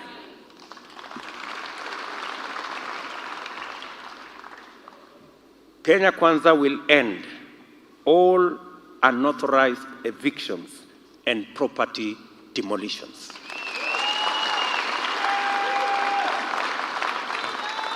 The kind of spectacle we see in Kariobangi and Korogosho is not only inhuman, it is unconstitutional, and it should never be allowed to happen to any other country.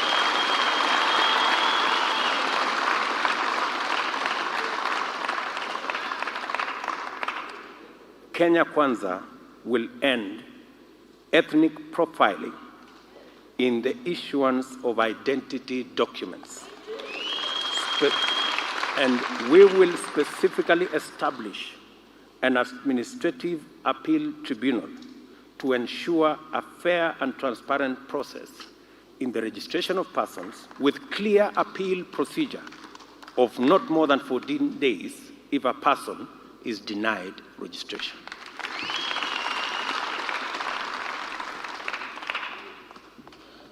Of course, we will appoint all the judges nominated by the Judicial Service Commission to the Court of Appeal.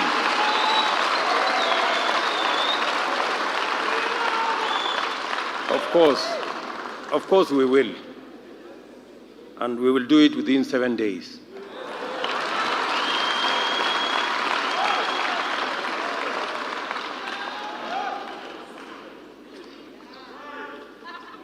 Kenya Kwanza will ensure that we respect, we protect, and defend freedom of worship.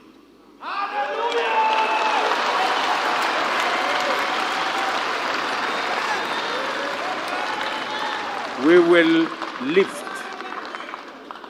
lift the existing moratorium on registration of new religious organizations and expedite the registration processes.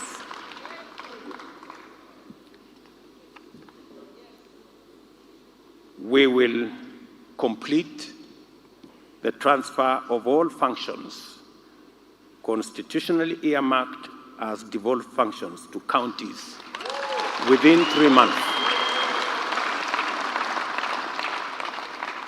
And we will strengthen the intergovernmental institutions of Council of Governors, IBEC, the Summit, and make sure that they meet regularly. We will, of course, respect the devolved system of government and review the formula for sharing national resources between the two levels of government and allocation of the revenue by either level of government to take into consideration population and other factors provided for under the law.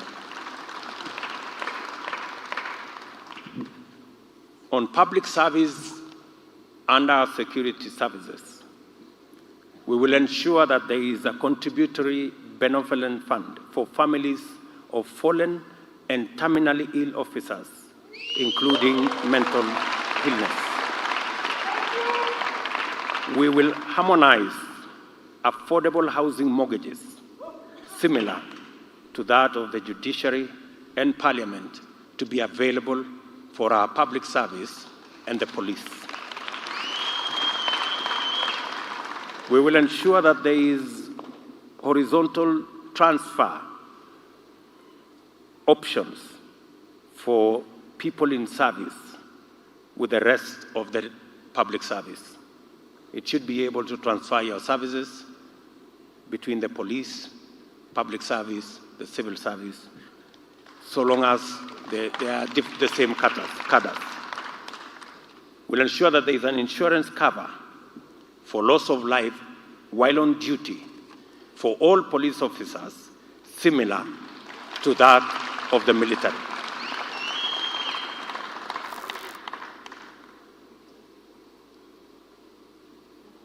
Security sector reform is good for everyone, and police reform efforts must not be wound back. Therefore, we will ensure that within the first 100 days, the Kenya Kwanza administration will commission a review that will consider improvement of remuneration and terms of service for all officers in the security sector to be commensurate with the current cost of living. And finally, we will deploy robust, creative, and engaging foreign exchange policy to raise Kenya's profile as a regional anchor state and amplify our partnership with the rest of the world, including Africa, USA, China, Europe, United Kingdom, India, among other partners.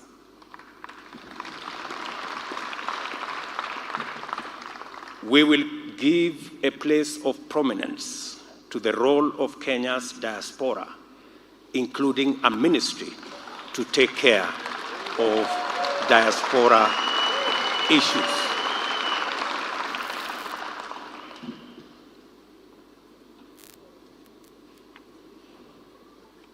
Kenyans are rightfully skeptical of lofty promises and seemingly well-crafted plans that never get implemented. We have developed this plan, well aware that this plan will stand or fall on implementation.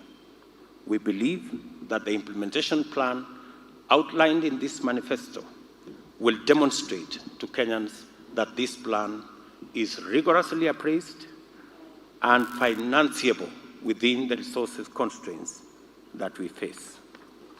Thank you very much.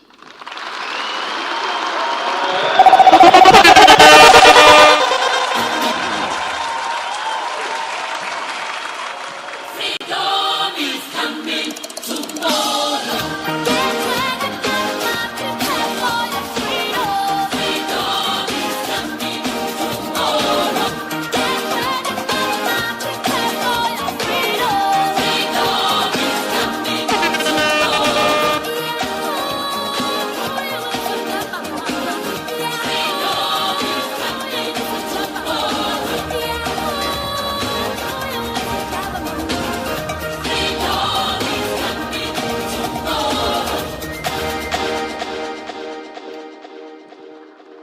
Right, let's take our seats again. Thank you very much. Thank you very much, Your Excellency. Another round of applause for His Excellency, the Deputy President, and Kenya's 5th President, inshallah. Let's get a few questions now from the audience. I will start there. Dennis.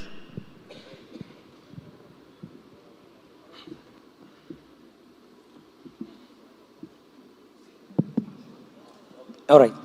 Thank you very much, Your Excellency. My name is Charles Karondo from Kiharo, Murang'a County.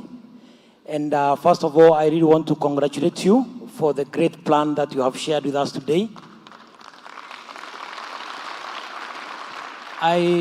Before I ask the question, I also want to note that today I feel it for the IBC chair because wherever he is listening to this speech today and the manifesto, he must really be having a hard time restraining himself from converting this into an inauguration ceremony and just swearing in the fifth president. Now, Your Excellency, my question goes on the issue of health. I have heard you mention in the plan something to do with Harambes. And as a young leader, and on behalf of the so many leaders who are here, and the people listening and watching us today, I am sure 90% of the people seated here today are in one WhatsApp group or another that has something to do with medical bills. I am sure some are actually being added in WhatsApp groups as we sit here. In our villages, Your Excellency, I am sure there are Harambes that are organized for this weekend for hospital bills that are in millions. Also, Your Excellency, we have so many people who are missing the basic right of mourning their deceased ones because they are struggling with hospital bills, bodies of their deceased ones being held in hospitals for months, some even for close to a year. Now, Your Excellency, my question is, as a Hustler government, as a Kenya Kwanza government, what plan do we have? Because some of these people already have NHIF cards. Some of these people religiously pay for NHIF. But today, they are struggling, especially with cancer and other chronic diseases. So can you give us an assurance that we will not have this kind of harambes, that people will have the freedom to at least not bother about struggling with hospitals to get bodies of their deceased ones? Asante sana. Thank you. Thank you, my friend. Precisely the reason why we are discussing this matter. If NHIF was working, we wouldn't be having a discussion about this. We are having this discussion because NHIF, as it is not working. And that is why NHIF is not working for different reasons. Number one, NHIF as it is today has too many exclusions. They will tell you if you are suffering from cancer, you are excluded. If you are suffering from hypertension, you are excluded. If you are suffering from a terminal disease, you are excluded. Those are the exclusions we want to get rid of in our new plan. So that when you have the NHIF card, and for your information, it will be in, we have organized it in 3 layers. The primary service, which will be in up to level 3 hospital, will be paid for fully by public resources. We've also made sure that we turn it around. Today, many people before even any diagnosis, they go to a level 4 hospital. We want to make sure that we invest more in preventing, going to the dispensary, going to the health center, and making sure there is medical personnel at the health center and there is medicine at the health center. The reason why people do not go to the health centers, and in fact, there is congestion in level 4 hospitals, is because there are no personnel in the dispensary. There is no medicine in dispensary. We want to make sure under this plan, and that is why we are saying we are going to have an integrated health management system that makes sure that every dispensary and every health center not only has staff, but also has medicine. If we did that, we would remove the congestion in Kenyatta National Hospital, because people with flu are now going to Kenyatta Hospital. People with minor injuries are going to big hospitals. So we want to remove the congestion, and that is the difference we are going to make by ensuring that we have a health management system that is integrated, and we also procure drugs in a manner that is going to give us leverage in terms of cost, and also ensure that the whole exercise is turned upside down. We do more of preventive and less of curative. At the moment, we are doing more curative and less preventive. And it's because of the structure of the current health provision system. Are we together? Thank you. Thank you. Thank you, Your Excellency. We have another question from that side. Okay, go ahead. Your Excellency, my name is Njokiwa Madira. I come from Madira constituency. I'm also a university student at JKUAT. So the digital era has transitioned our physical classes into online classes. Correct. And one of the main challenges that you're having is access to affordable internet. Good. You've talked about, okay, the strategies that you have on how we shall close the internet connectivity gap, but will this internet be affordable? Will it be possible to have cheap bundles? Then another question is on government websites. The government websites, they don't provide adequate information. What's your plan on that? For instance, if you log into treasury.go.ke, you can't even understand the difference between the State Department of Planning and State Department of Finance. The last question is on Hustler Fund. You promised to give us a Hustler Fund of at least 50 billion. Will this fund be accessible to university students? We want to do business. We want to be in a position to buy our own food and our own stuffs. We don't want to request you for a campus feeding program. Yes.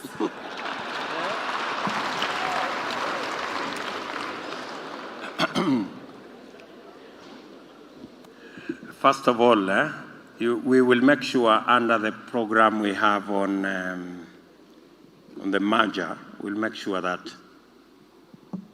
you get enough scholarship to buy food. So you may not need the Hustler Fund to buy food in the university, because we will make it work. The problem at the moment is that the scholarship you are being given is way below the living amount that you require to stay in college. So that's why you have to hustle around to close the gap on food. We will make sure that that is closed by making sure that we deploy resources. We have actually undertaken that we will double the Higher Education Loans Board Fund, so that not just more students can access it, but you can access the full scholarship. Many people are on half scholarship and that kind of thing. That's number one. Number two, you have said whether the Hustler Fund will be available for even university students. We have said the Hustler Fund will be available for everybody who has an idea. In fact, we have said even the people who are working online, if you have developed an app and you need some money, there will be available crowdfunding, there will be available venture capital, there will be available. That Hustlers Fund will go all the way. In fact, we might ring fence a percentage of the Hustler Fund to help people in the digital space so that they can actualize their enterprises which are in the digital space. Bundles. If you go to a facility where internet is, there is internet, you do not need bundles. You know, we will make sure that, you know, what we are trying to do is the same way we do a road to a place. That is, we want to do, that's why we are calling it the digital superhighway.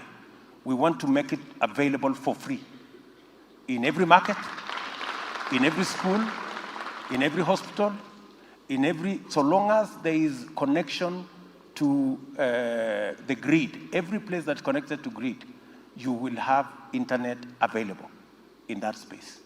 And it will be government funded. It will not be delivered by Safaricom. It will not be delivered by the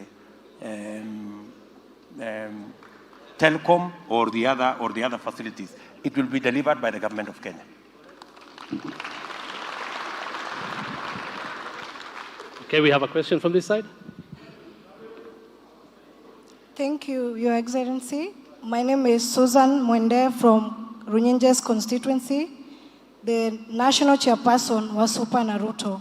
My question is, what is your Kenya Kwanza plan on fighting corruption?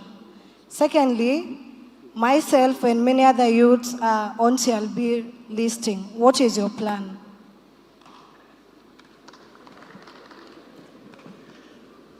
You have heard me, my dear, loud and clear.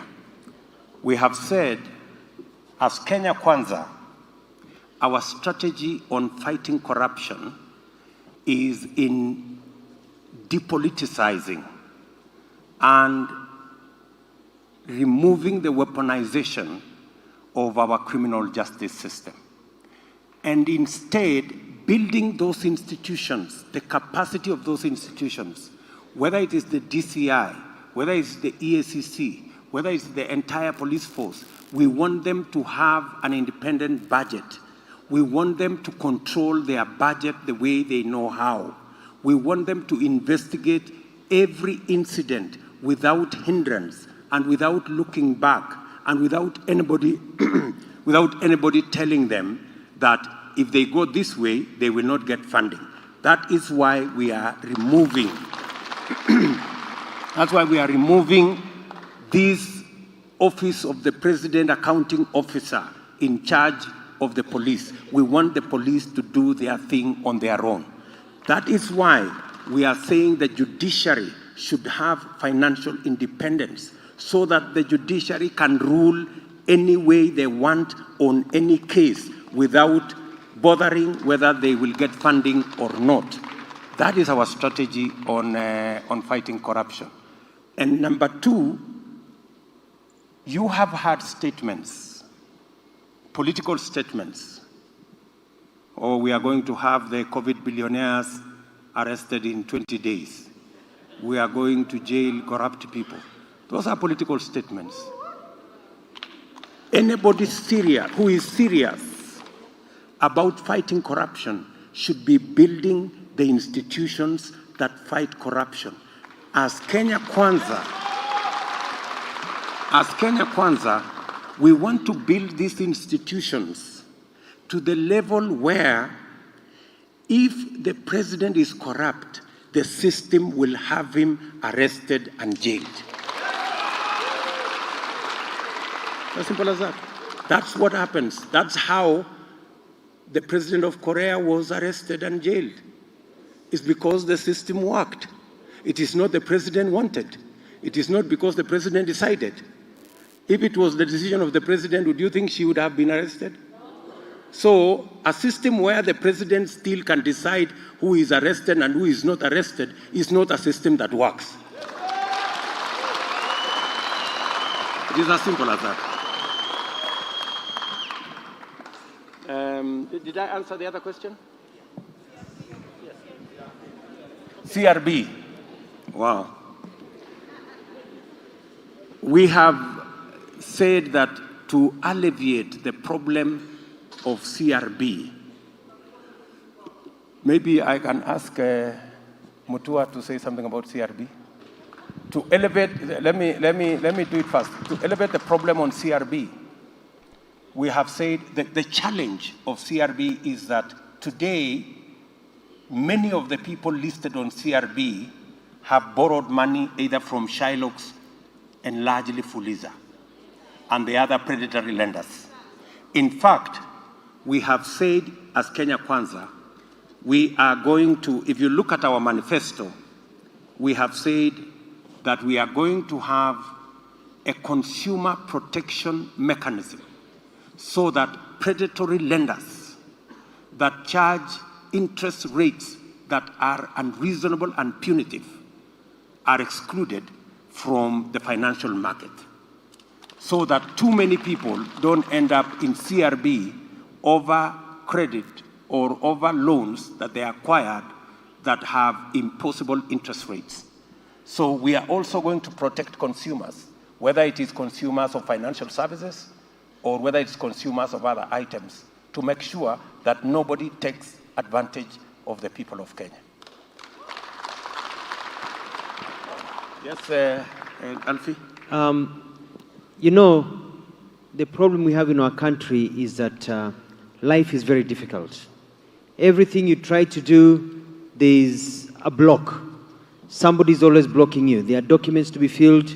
You cannot be able to get access to the youth fund. When you're going to fill youth fund documents, it's like filling out, even somebody with a PhD finds it very difficult to fill those documents.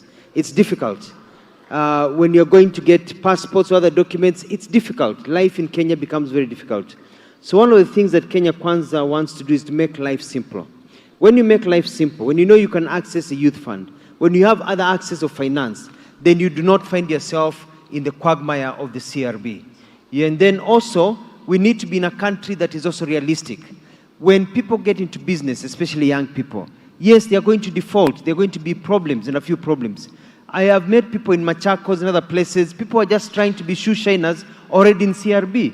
People are suffering. Watu, hakuna mtu yuko na simu moja siku hizi, kila mtu ana simu tatu. Anakuambia tuma kwa hii, usitume kwa hii, because it's all about fuliza. So as Kenya Kwanza, and we've had the manifesto, it's about, as we lower the cost of living, we want to make the life of Kenyans bearable. You want to be able to wake up in the morning, go out, do your thing, work hard, and you'll get a return at the end of the day, and unaweza jienjoy. And that's where it comes down to. So hii shida ndogo ya CRB, hiyo itaenda wakati Kenya Kwanza itakuwa kwa ofisi. Thank you very much. Okay, we have another question from this side. Good evening, everyone. Your Excellency, the Fifth. Good evening. Good evening, sir. My name is Senator Ambrose Lasoi from Nakuru, and I am the Kenya Kwanza PWD Aspirants Chair. I have a question, and I'll take you back to Higher Educational Loan Boards. I want to know the plan of Kenya Kwanza on the repayment of help, especially to scholars who don't have anything and they want to pursue their second level of their studies. And on this case, Your Excellency, we have persons with disabilities who want to continue with their education, especially on master's program. And I want to take that case on my example. I went to KU some 3 years ago, wanted to take my master's program, but they didn't offer me. But they directed me that the only program I was supposed to take on an outside country, that is Liverpool University, and they admitted me there. I have deferred 3 times. I cannot access help loan, I cannot access CDF, I cannot access any other scholarship. Why? Because the program is for persons who live with visual impairment or blind. I want to know, what is your plan as Kenya Kwanza to help persons with disabilities who don't have their programs in Kenya universities and maybe in the other outside countries? Thank you. And how are you going to pay the debts? Thank you. First, we have, we have, as Kenya Kwanza, we have said, one, we are going to double the allocation to Higher Education Loans Board to remove the constraint of them trying to allocate scholarships. The constraint was how much money they had. With the increased allocation to Higher Education Loans Board, I am sure they might consider your application this time favorably. We have also undertaken as Kenya Kwanza that the interest charged on higher education loans will be waived. There will be no more interest paid. It is said that currently you have to pay 4%. We have said that 4% will be waived. The Higher Education Loans Board will be, loans will be interest-free.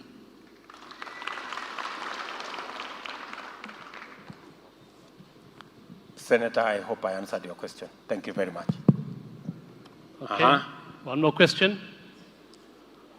Your Excellency, my name is Lemayan. My name is Lemayan from Baringo South, Ilchams community. My question is, I have two questions. One, what is the place of the minorities in your government? Having in mind, where I come from, Ilchams community go towards in a county, but the number of times I've seen my governor launch projects there cannot be mentioned before this platform. Number two, what is your plan to pay the national debt when you take over that keeps rising? Thank you, and may God bless you. Thank you very much. On the issue of minorities, I think I will ask my good brother Moses Wetangula to say something on the minorities. And on the issue of debt, I'm going to say something, and then I'm going to ask my good brother Musalia, who is a guru in that space, to tell us the how. Thank you. Thank you, Your Excellency. First, I must salute you for your superb delivery this evening. I think it's succinctly clear. Now, any society, Kenya included, and more particularly Kenya Kwanza, will be judged on its performance in the manner it treats and handles its disadvantaged people, PWDs, minorities, our women who have been neglected for a long time by punitive laws, our youths who are discriminated, and so on. So Kenya Kwanza will have a deliberate, positive, affirmative action in every respect to ensure that those who have been left behind because of historical prejudices and injustices are lifted to a level where they feel proud being Kenyans. Whether you are an Ilchamus or James or whatever, in many places we come from counties where we have minority communities, either the migrant minorities or the minorities because their numbers don't match with the majority communities. We have enough law, we have enough provisions in the Constitution, and what has been lacking is the will to enforce and implement the law. Kenya Kwanza will have zero tolerance to discrimination of whatever form, in whatever manner, against anybody. And that is what we will do. Thank you. Thank you very much. On the subject of debt, you remember I said here we are 9 trillion shillings in debt. Our repayment this year is going to be more than 1 trillion shillings. And that's not a small matter. In fact, if we don't check on debt, shortly we will just be budgeting to pay debt. And that's it. So, as Kenya Kwanza, the plan we have here, you heard me specifically say 3 things. Create jobs or employment, expand the tax base, and grow tax revenue. That is the strategy of our plan. As we grow our agricultural sector, we are focused on growing revenue, tax revenue. We are actually focused on expanding the tax base. The 10 million people, we want to enable them to do business. Our idea is we want them to have money in their pockets so that they can buy goods and we can be able to get tax revenue. The strategy on digitization is to increase traffic in business so that we can get revenue. The strategy on manufacturing is so that we can do jobs, we can expand the tax base, and we can also increase tax revenue. So the whole strategy we have made here is supposed to increase our tax revenue. And finally, as Kenya Kwanza, and you have asked a very important question, we are targeting how we are going to get a quick return on the investments we are going to make.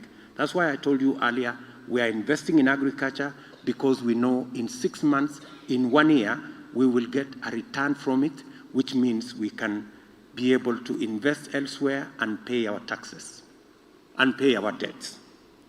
And finally,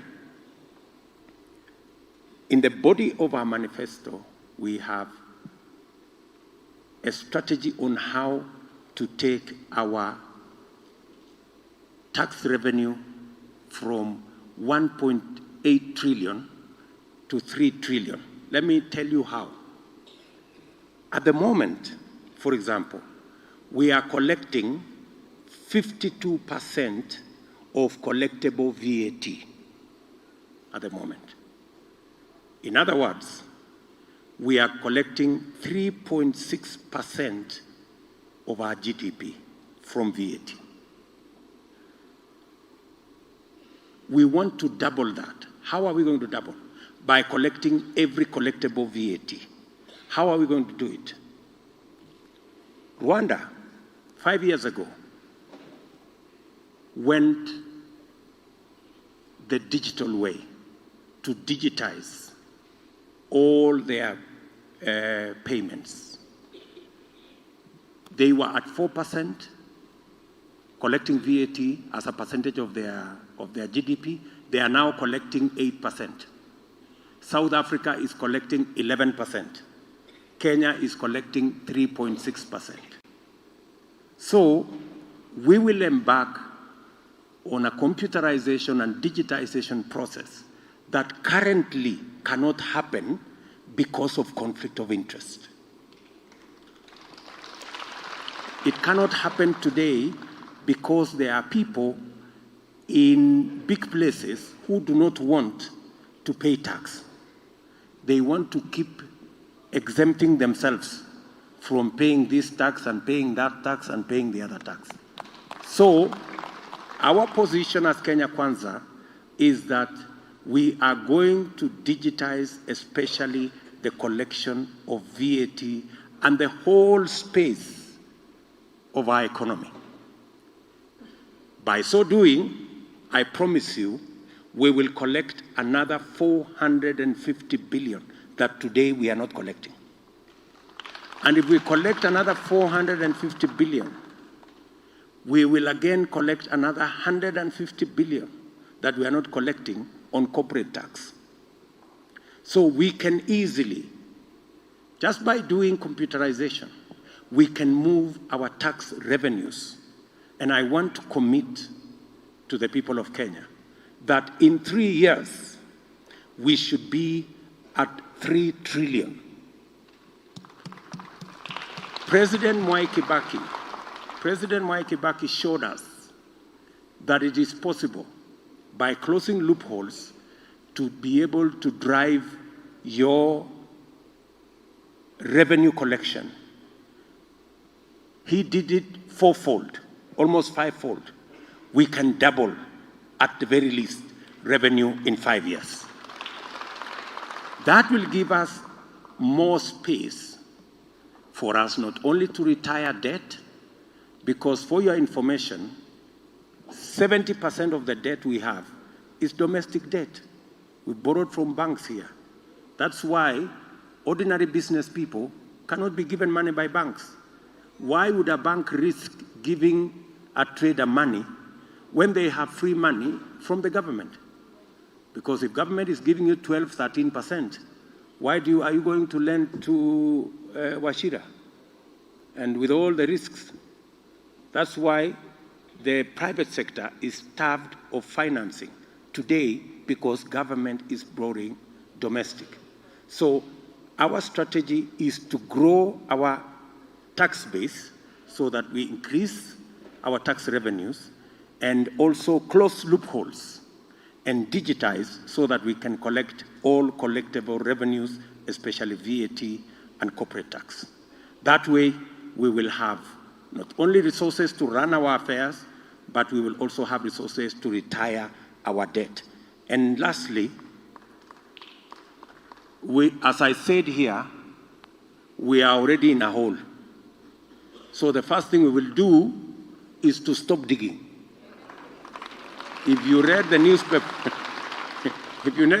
yesterday, it said we are borrowing 2.5 billion shillings every day.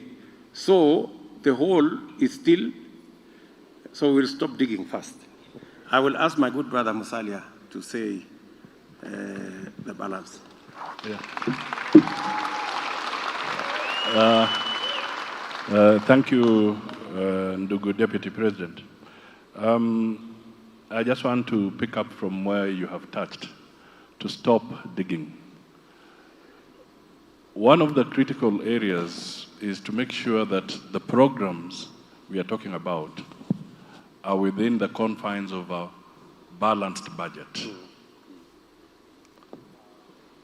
so that we can cut down on the desire or the appetite to borrow. The Deputy President has given examples of how we can grow revenue, but on the other side, we must make sure that we start working towards curtailing these huge budget deficits that we have, so that we can tame this issue that we call debt. And he has given you our plan. The profile. You have the domestic debt, and then you have the external debt. Both have inherent risks. The domestic debt cripples the economy, cripples lending, and so forth. The external debt can also put you into a lot of difficulty when the exchange rate is in trouble, and we are beginning to see a bit of that now. The central bank is rationing foreign exchange, and we are beginning to see our importers beginning to have trouble in getting raw materials for their factories. So we have to work on that basis. But I want to assure you, and the Kenyans who are listening, that there's also honor in making sure that you settle your obligations. So we as a Kenya Kwanza government will make sure that we honor our obligations, because these are sovereign debt. They may have been entered into difficult situations, but primarily, we must be a country that pays its debt. And as Kenya Kwanza, we intend to do just that. Finally, let me highlight that within the Kenya Kwanza fraternity, there is Honorable Sakwa Bunyasi. Sakwa Bunyasi is seeking to be governor of Busia. He's an economist. He has worked with the World Bank. And Sakwa Bunyasi has actually brought a bill which was deliberately delayed until Parliament has gone into Sine Die, which was to tackle the issue of transparency and better risk assessment and management of our public debt. When we take over, we will make sure that that bill finds its way to the floor of the House. And just something that the Il Chamos young man mentioned, I wish to remind you, maybe you are not there, that we went with the Deputy President Ruto to Baringo, and we were guests at a gathering of the minorities, the Jemos. And it's good to also note that in the Deputy President's office, he has an officer who is dedicated to looking into the issues of the minorities. Thank you. Thank you very much. there will be a Maybe question. we can Thank take you. another two or so questions. And in succession, please. Yeah, we would like to ask 3 questions from this side, so you will get all of them, Your Excellency.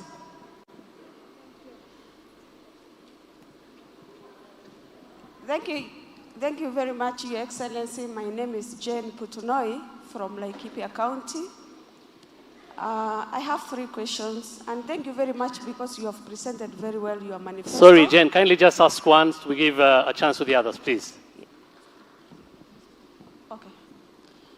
So I have 1 question, or 2.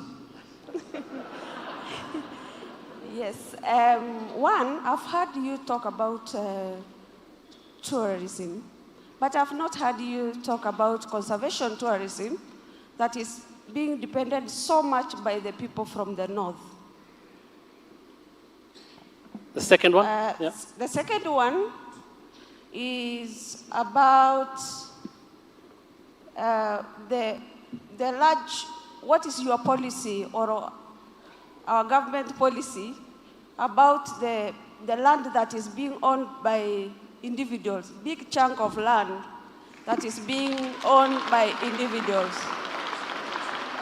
The other issue, and the last one, Your Excellency, is about the port. We have heard stories that the port is already gone. What is your...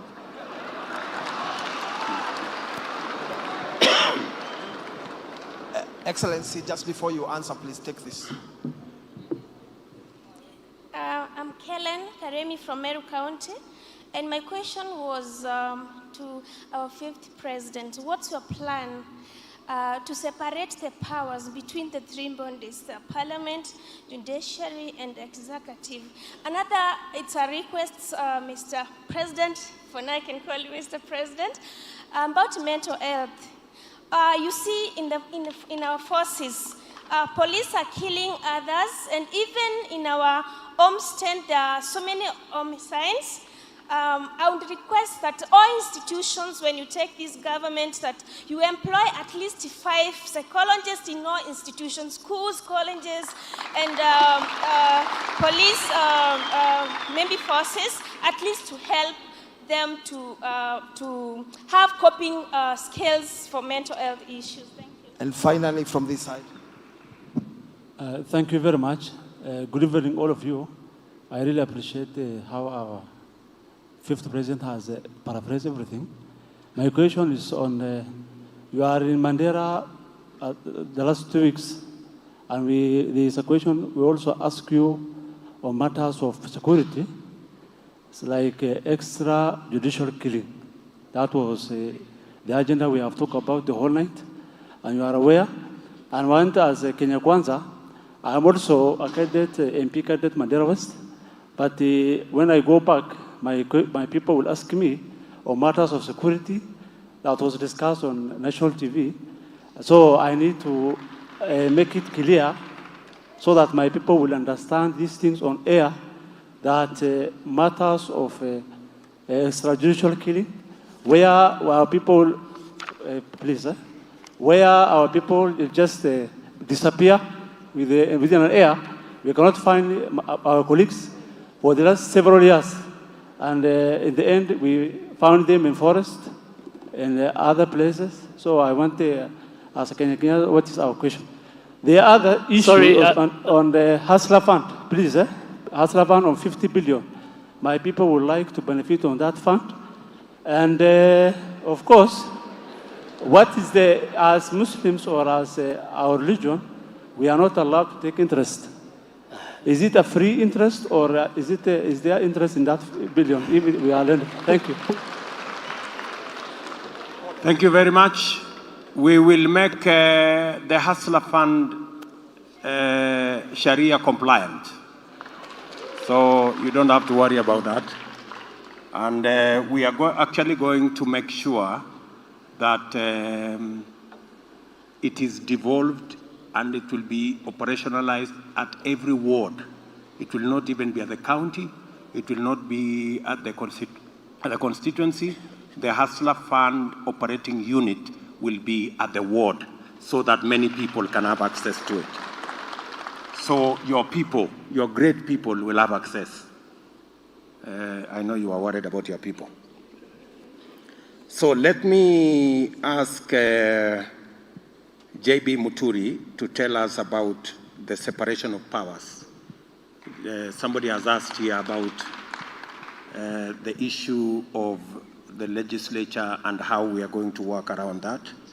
I will ask Rigathi Gachagua to tell us something to answer the question on the police and homicides and that kind of thing and what needs to be done.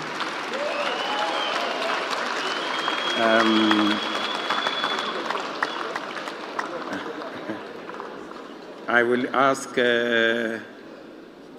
and also, maybe you can also take up the question of, I think that was answered. We actually said that Kenya Kwanza will end extrajudicial killings, number one. Number two, we will go further. We will establish in law a Coroner General Office that will make sure that complaints against people who disappear are investigated. And those who make those people disappear, whether they are security agencies, are held to account, or whether it is any other person. So I think on that issue we have, I will also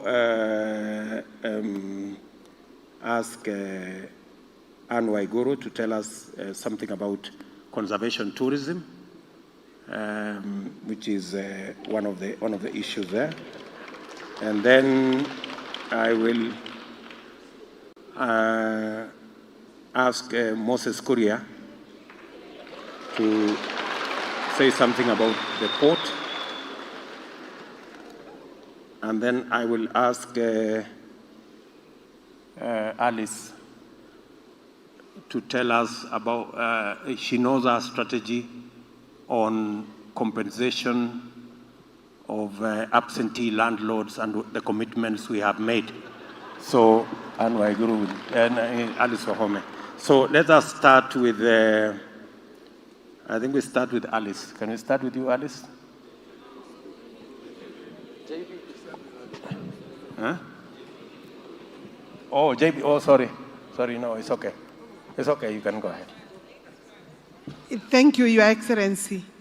On absentee landlords, and there are many, and especially in our coastal regions, and even some areas here in Nairobi and elsewhere, I have interacted with some of our proposals from the regions regarding the subject, and the proposals and solutions also being offered from the people themselves is that the government can take up a very quick, in-depth, detailed audit so that we can establish where these landlords are, if they exist, the amount of land by way of acreage that is held by the so-called absentee landlords, and then the government will take stock of that. Most of the times, the solution given by the people themselves is that the government can buy the land and redistribute to the people at the cost of government, because there is a cost to the land staying idle. We are not farming on it. We are not doing any economic activities on it. And therefore, the question of even paying lease fees is not sufficient. We would rather utilize the land. I hope that answers to some extent. Thank you.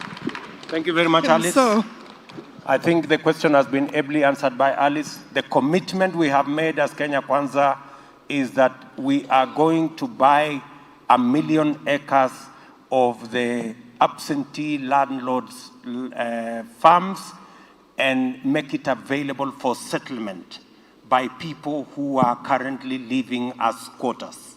It is not right, 50 years after independence, that we have Kenyans living as squatters. The same way that we did at independence, this is another moment where we are going to spend public resources to buy land and settle Kenyans who are living as squatters. I think that is, with clarity, our intention. And this was brought mainly by the people from the coast region. But I can see it is spread elsewhere. JB Muturi can now respond to the issue of the management of the separation of powers. Thank you very much. Thank you very much, Your Excellency, and for the questioner. I want to begin by saying that Kenya is not unique in practicing a system where there's the executive, the judiciary, and the legislature. But we become unique in how the three arms relate. I want to begin by appreciating the commitment that Kenya Kwanza has made, and if you read through the entire document, about this issue of separation of powers. His Excellency has already stated categorically that we'll operationalize the judiciary fund so that the judiciary does not have to keep looking behind their backs to know what decisions to make in which disputes. Indeed, Kenya Kwanza, in this manifesto, has committed to strengthening the Chapter 15 commissions, both financially and operationally. That speaks to the respect, the high respect that Kenya Kwanza intends to give to the whole gamut of the subject of separation of powers.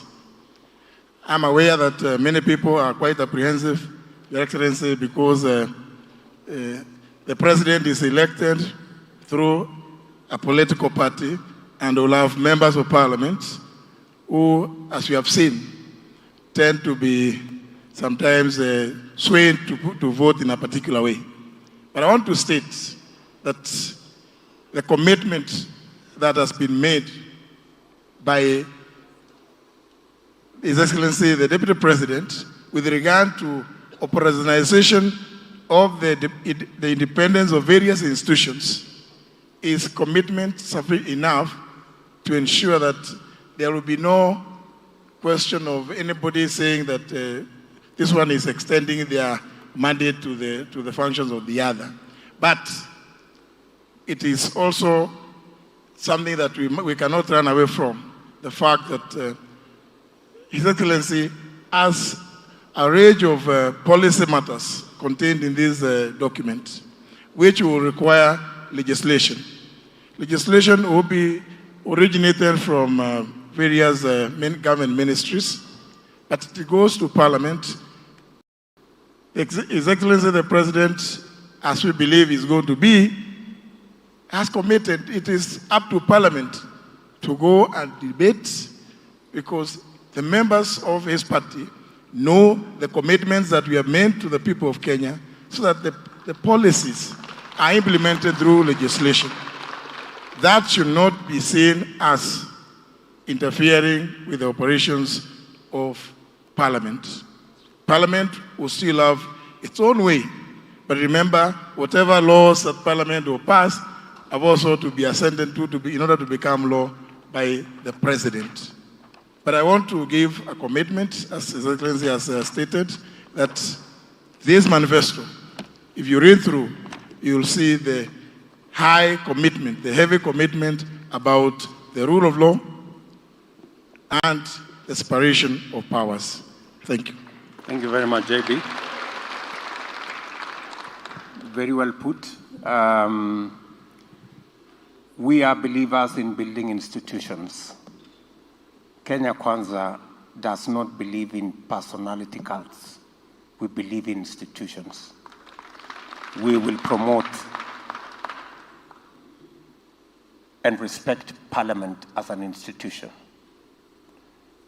We will promote and respect the judiciary as an institution, because it is only by so doing that we can build institutions strong enough to support the kind of program that we want. And I was once told that the best way to support an institution is to criticize it when it goes wrong. So we will be open to criticism from any quarter. And we will also point out to other institutions when we see they are not doing the right thing. And that is the nature of democracy. But we will ensure that every institution has what it takes to discharge their mandate in accordance with the Constitution. Let me request Anne Waiguru to speak to us on the subject of, we spoke about tourism and the products we want to change.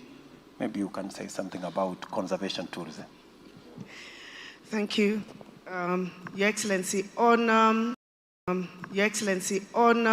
conservation tourism and generally on the tourism sector, you have heard at this point in time we have been stuck at about 2.5 or so million tourists coming to the country. And also we have a limitation in the advancement of local tourism. And our conversation is not just limited to conservation tourism, which I would understand you meant conservation of wildlife, but also we have conservation of our natural resources, of our wetlands, of our forests, and these are sectors that we would want to explore with regard to tourism.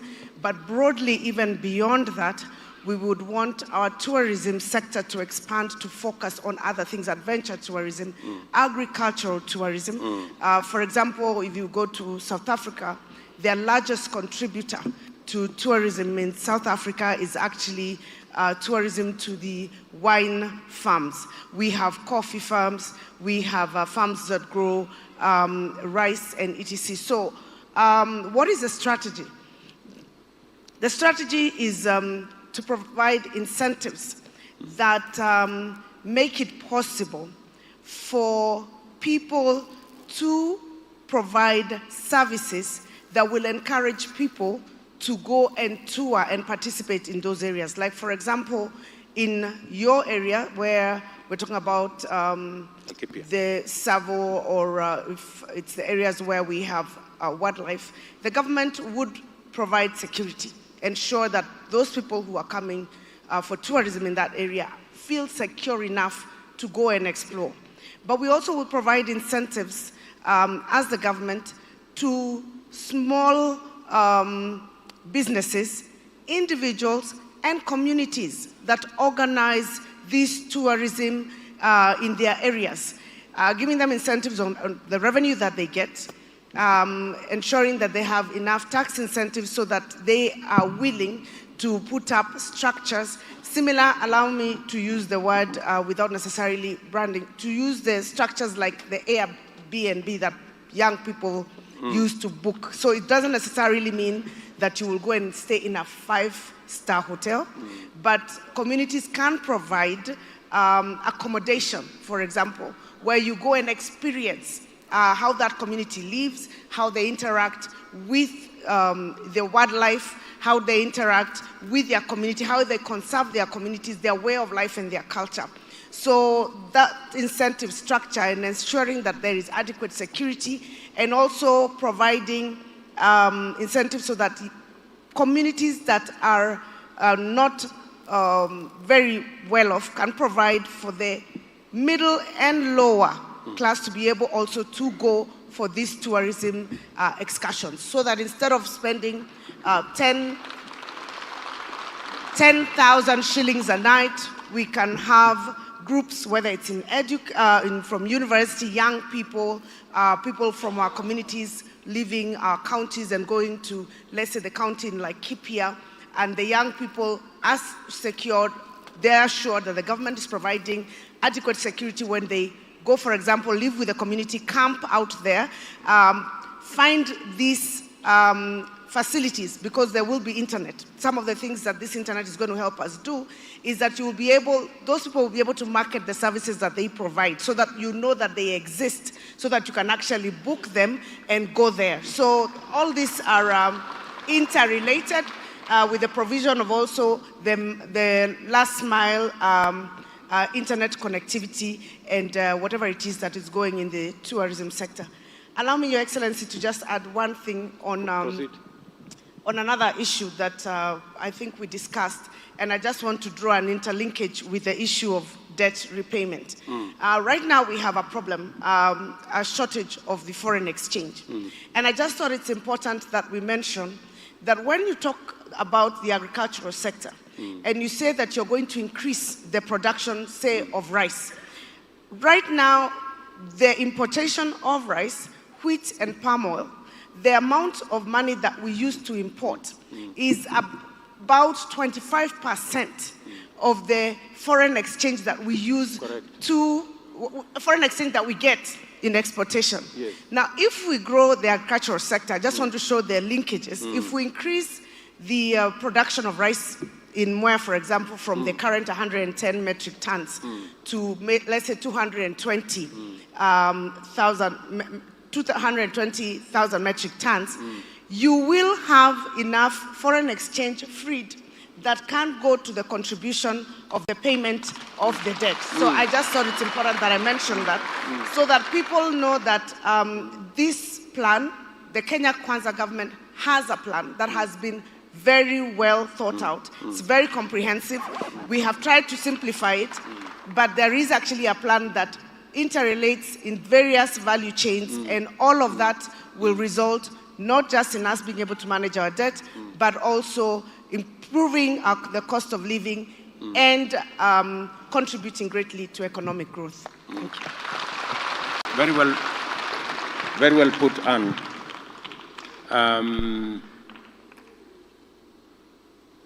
What Anne is saying is we are spending 25 billion shillings to import rice.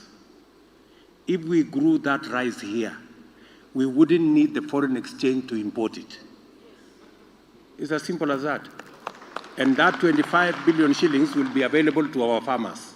It is as simple as that. And that's what Kenya Kwanza is saying.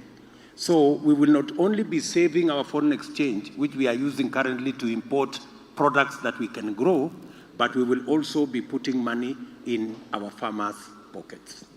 That is the plan of Kenya Kwanza. So we are doing three things in one.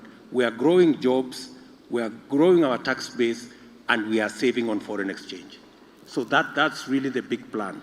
I think I didn't communicate it properly, and that's why Anne was trying to help me. So that's good.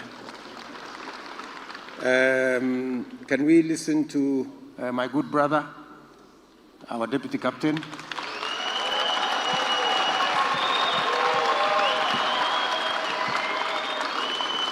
You have two issues, the police homicide, and we have security killings. Thank you, Your Excellency. First and foremost is to congratulate you on your very able delivery of our agenda. Umecheza kama wewe. Secondly, is to confirm to the people of Kenya that what our leader has delivered today is a culmination of a consultative process with the people of Kenya. And all the issues that have been proposed here are a product of the priorities raised by the people of Kenya. And indeed, even the police interventions is a very wide consultative process with the police, chini ya maji, because if they talk to us in public, they would have been sacked. So all the interventions that have been made here has been a very wide consultative process. We have very serious homicides across the country and security breakdown because, first and foremost, the police service is demoralized. For the last 10 years, nobody has bothered about the police. The last time their allowances and their salaries were reviewed was the time of President Mwai Kibaki. Yet, the cost of living has really hit our police officers to an extent that in the police lines, every month, there are policemen shooting each other or killing themselves because of depression. The policemen, we must empathize with them because they feel very bad because they have been totally misused and nobody has bothered to think about them. Monies meant for criminal intelligence by the DCI has been held at the office of the president by the accounting officer, and this is money that now will be free once we get an accounting officer for the police service, for the National Police Service. They'll have money for criminal intelligence. There is a fund at the office of the president controlled by the accounting officer there. That fund for the last 5 years is what has been diverted to fund the BBI, to fund the Azimio campaign, and build hotels for that accounting officer across the country. And this is money now that will be available to the police, and that will create an enhanced efficiency. Because it is money that is confidential, it is not audited, it is not accounted, and the police can use it to buy information. So we want to assure the people of Kenya that the police themselves, by the way, let us understand them. In fact, they are willing to be good people. This money they collect on the road, they collect because sometimes they have no food. Sometimes they say they are told to escort money from a bank, 200 million, and themselves they don't have 10 shillings in the pocket. Sometimes being human beings can be very tempting. So we are saying that within the first 100 days, we will review their terms of service, pay them well, and in return they have agreed. In return, they have agreed to reciprocate and be good people so that we can have a friendly police service like we have in the first world, where the police protect business, not harass business. We are giving an example, and many people think it's not doable, that in the fullness of time, after we review their terms and we agree with them that they need to change their attitude, that Kenyans are not their enemies, they need to protect them, their life and property.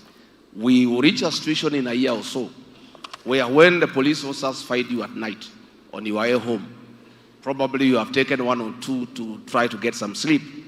If they put you in a Land Cruiser, they don't take you to the police station, they take you home to your wife. That is the situation we are looking at. And we want to assure our police officers and the prison warders that their cry has been heard by the Kenya Kwanza principles. And even among the recommendations that shall be implemented is their request that all non-commissioned officers, that is senior sergeant downwards, up to the constable, at the age of 50, if they want, they will be allowed to serve in their home counties so that they can prepare for retirement near home. So we are looking at a good situation progressively, where we allow the police to do what they are paid to do, and they are saying, even the police themselves, they feel bad that they have been misused to arrest people who have committed no crime, to plant evidence on people who have done nothing.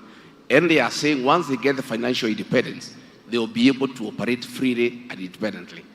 And finally, on the public service, we want to assure our civil servants across the country, their cry has been heard about career progression, that officers would want career civil servants to rise from the point of entry to the highest level in the civil service, including being the head of the public service. Because they cry that they are demoralized, because they don't grow beyond a certain position. Other people come from the private sector, and then they stagnate at certain grades. So we want to assure the public service that your time is now, work hard, stay focused, and you can grow from an assistant secretary cadet all the way to a principal secretary. You can grow from an accountant to the accountant general. You can grow from an assistant engineer to the chief engineer roles. So once that is settled, I think our public service will be well motivated and their morale will be boosted and will have productivity for the people of Kenya. And we have asking the public service that the people of Kenya want less and less government in people's lives and more services to the people of Kenya. Thank you, Your Excellency. Thank you very much.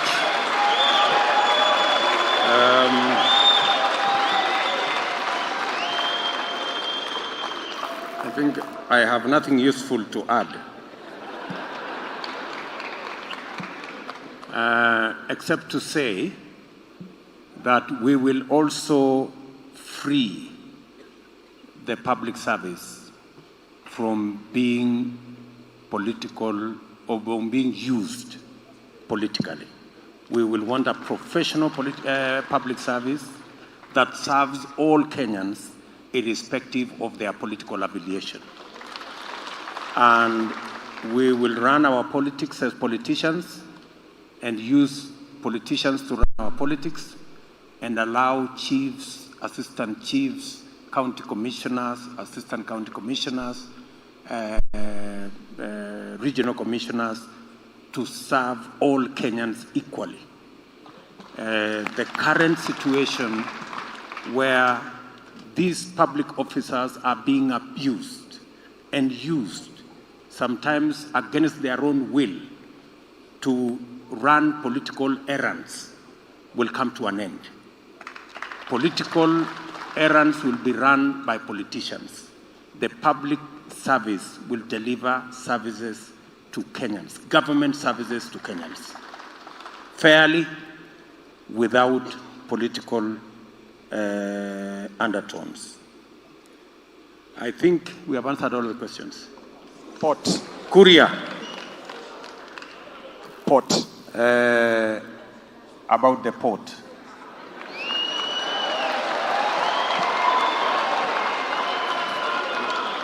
Thank you, Your Excellency, for asking me the most controversial question. But I'm sure you have asked me because you are aware that I was fired as a vice chair of the Transport Committee because of asking questions. Yeah, I knew you were in the Transport related Committee, to our transport and infrastructure sector, which is one of the sectors that has been bedeviled by an animal known as state capture. It started with the takeover of our ports, berths number 20 and 21 in the port of Mombasa, and giving it to a foreign company by the name of Mediterranean Shipping Company. We were promised that we will get 10,000 seafarers trained and hired by that company. After it was given away, not a single job, not a single Kenyan has been hired for these jobs. We saw it further with a skewed budgetary allocation. When we talk about moving the port of Mombasa to Naivasha, to private land of some people, that is the epitome of state capture. We saw it further in the aviation industry, which you have touched on.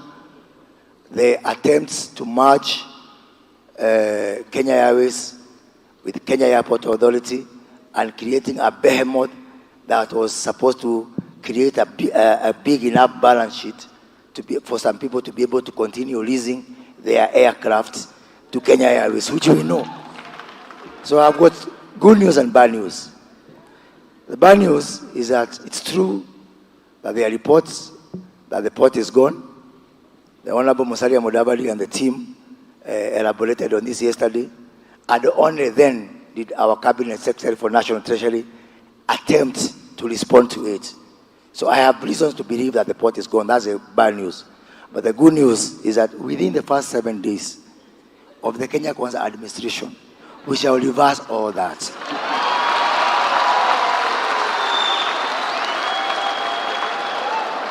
And we shall institute investigations into all the market deals, including registering companies abroad and pretending that they are foreign owned. We are going to lift the veil of incorporation to identify the ultimate beneficial owners of these companies, including the so-called local partner for the Nairobi Expressway, which you know very well There are people, it is done by people who are in this government who accuse other people of corruption, and they pretend to be cleaner than Caesar's wife, but they are actually rotten and they are mired in corruption. So I want you to ask Your Excellency, ukishindwa na mtu wa kufanya hiyo kazi, niachia watu nitanyorosha. And let me touch on something that slightly unrelated. Somebody asked about the Hustlers Fund, which is very close to my heart. And somebody asked whether this fund is going to be available for people in Northeastern and our Muslim brothers. Within the Kenya Kwanza team, economic team, we've got a certain experts, one with 20 years local and international experience on banking matters and financial matters, and two, who is also an expert in Islamic banking, who is going to work to ensure that even our Muslim brothers access this fund. And that gentleman is known as Moses Kuria. Thank you very much.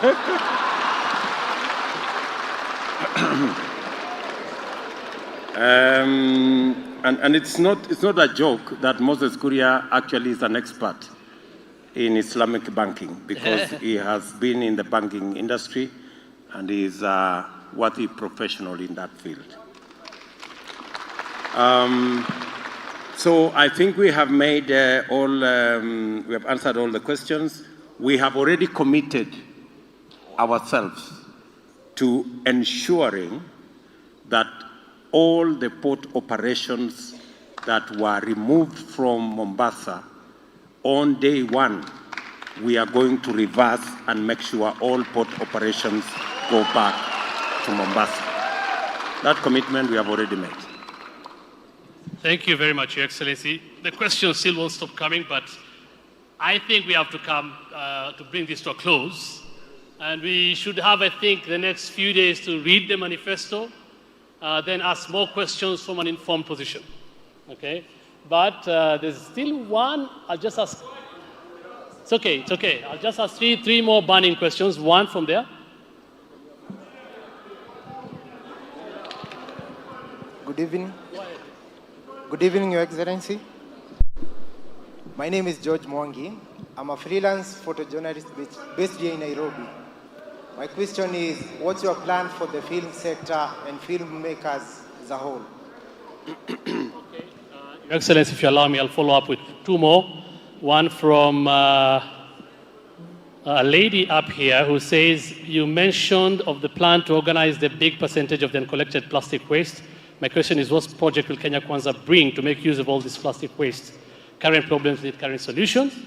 And then there's another question on, actually this is from online. Amran from Sunderland says, you mentioned, how do we expand Kenya's economic and commercial interests abroad as part of broadening foreign exchange? Bearing in mind, you also, President Biden has also talked about bottom-up. And then there's a question from CI, I think. Okay, we'll get you the microphone finally. We'll get you the microphone. We have to bring this to a close. We'll get you the microphone. And there's one more here. It's actually a compliment, Your Excellency. Okay. From Mandos. This is somebody we were with in the Nairobi Economic Forum. And Mandos is actually saying he's very happy. You can stand, Mandos, so that people see you.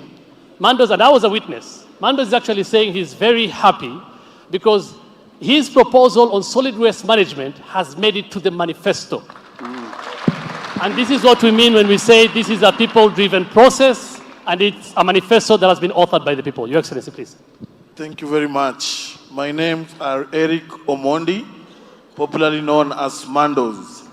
Going by my second name, it's obvious that I'm good in English, but I'll choose a language that will communicate to both the audience and the people I represent here.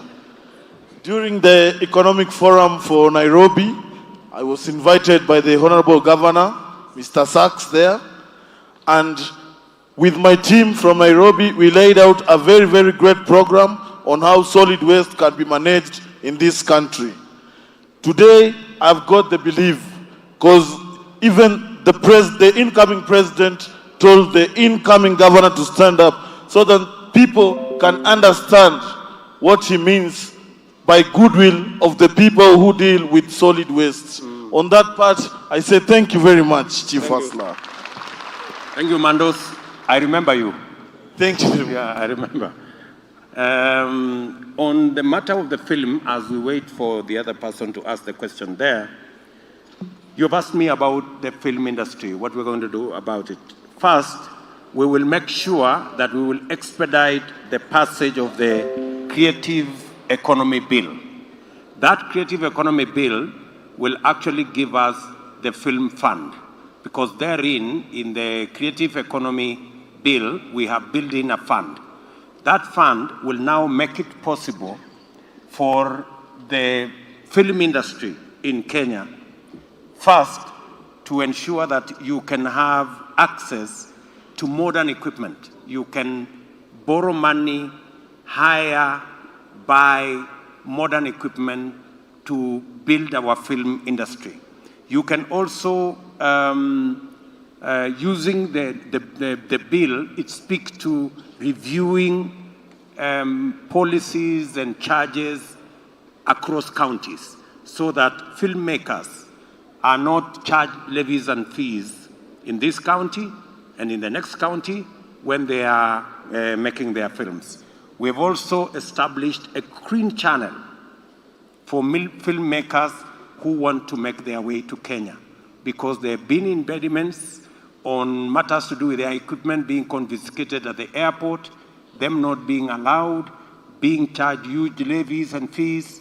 We are going to review all that so that it makes it much more easy for filmmakers to find their way to Kenya. Because in any case, once they are doing their filming in Kenya, they hire our staff, they eat our food, they sleep in our hotels, they spend their money here. I think that's a bigger benefit than the little fees we have imposed on filmmakers coming to Kenya. So,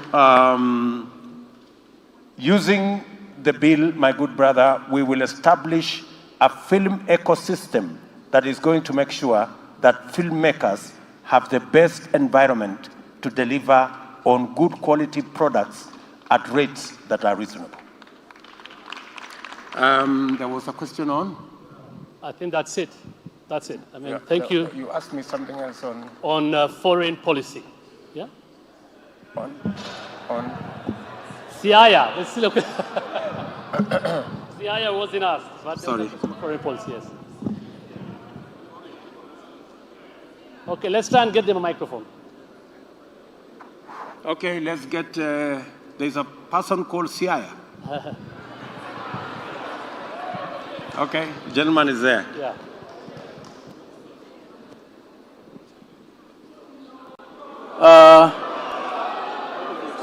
Okay, Mr. Hussein, I want to appreciate you and His Excellency the President. I'm Vitalis Ochieng. I'm from Ahero, a candidate for Ahero Ward, Nyando constituency, Kisumu County. I just had one concern over the production of agriculture. For one, in Kisumu or in Nyando, we are dying. One, we are having factories, sugar factories like Chemelil. We have Moroni and Miwani, which died long ago. I would wish to request or ask if what plan as the Kenya Kwanza we have for these factories, because the life is terrible. Even if somebody may think that Kisumu is okay, but Kisumu is no more. Thank you. Thank you very much for your question. Asante sana. Baba, mimi kwa majina naitwa Bernard Odinga, mimi ni candidate huko Rarieda constituency. Na mimi ni mfupi pia. Sisi kazi yetu ni kufua samaki baba. Kwa ajenda zako hatujasikia tutapata usaidizi namna gani kule Siaya. Kwa sababu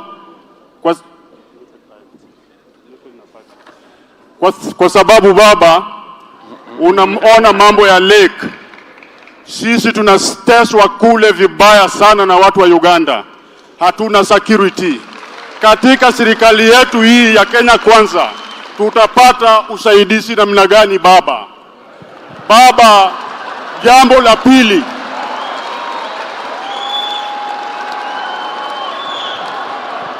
Okay. Nataka kusema tena baba, sisi ni watoto wako kutoka Siaya. Wakati ulikuwa Kisumu nilikuuliza kuja Siaya, ulisema after December. Bado ninakuomba sasa kama candidate yako, tafadhali, tuko Siaya, tuko na governor Siaya, tuko na women rep Siaya, tuko na makandidate wako wengi Siaya. Baba, kuja Siaya, hata kama ni kura moja tutakupea bwana.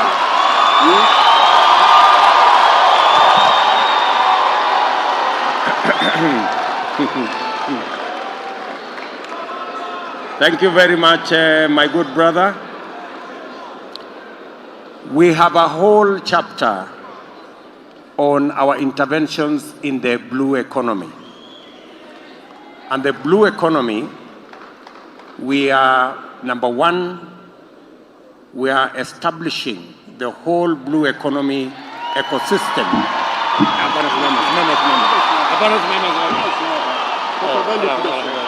Uko na watu wengi Siaya wanaotoka nini? Sawa bwana Bernard. Ero kamano.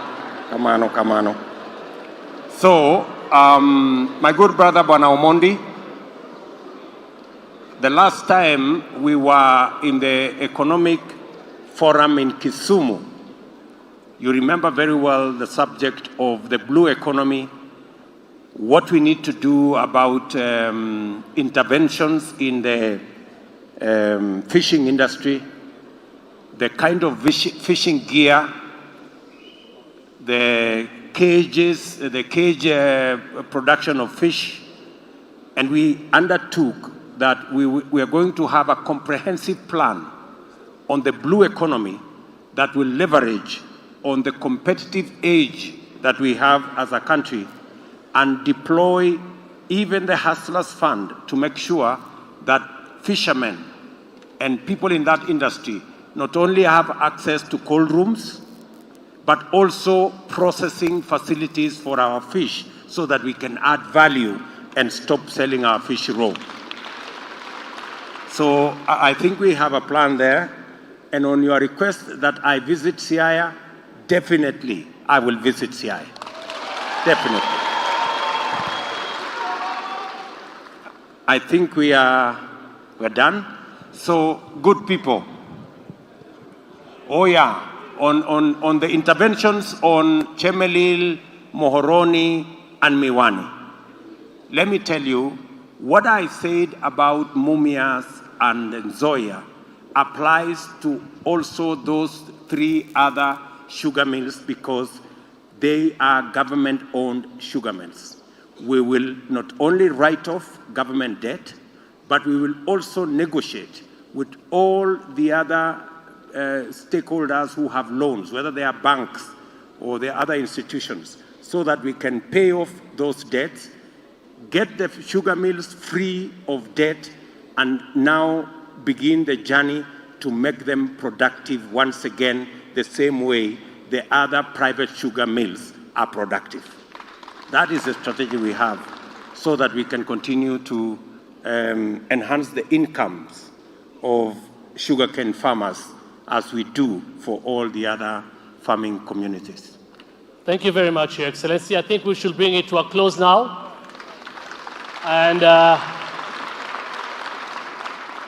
we'll have more of such sessions moving forward, hopefully, to talk more about our manifesto and the policies therein. I want to invite Honorable Rigathi Gachagua and Honorable Fatuma Achani as we help the Deputy President now present what we call the plan to the people of Kenya, the Kenya Kwanza Manifesto.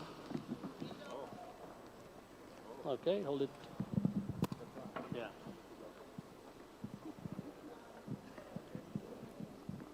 A round of applause.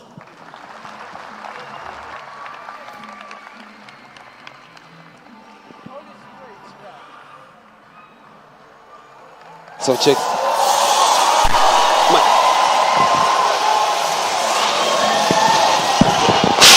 Yes, hello, sound check. Yes. Wapi makofi na vigelegele. All right, ladies and gentlemen. That is the Kenya Kwanza Manifesto on behalf of the all Kenyans. And the manifesto is being presented to the people. Some of the people that participated in the bottom-up forums, the hustlers.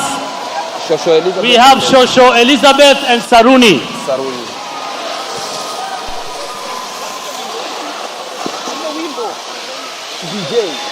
DJ.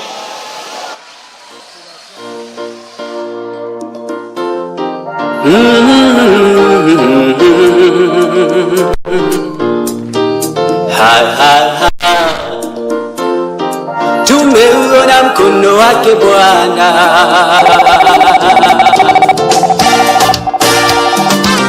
mengi mazuri tumeyaona, Mungu umetenda, ni kweli wewe muweza.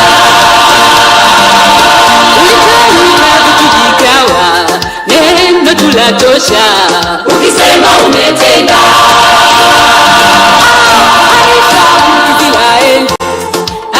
Uliwavusha kawatoa utumwani, watumishi wako umewapa yote waombayo, ikiwa umependezwa. Wamuwalo hakuna wakulipinga, hakika wewe ni Mungu wa yote. Yes.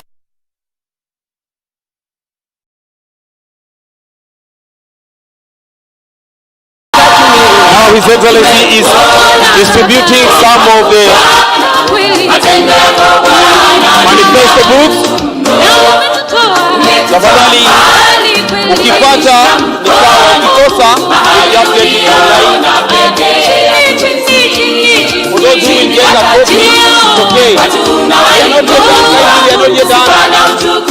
get a copy, it will be distributed online from tomorrow. You'll get it in WhatsApp, even in M-Pesa.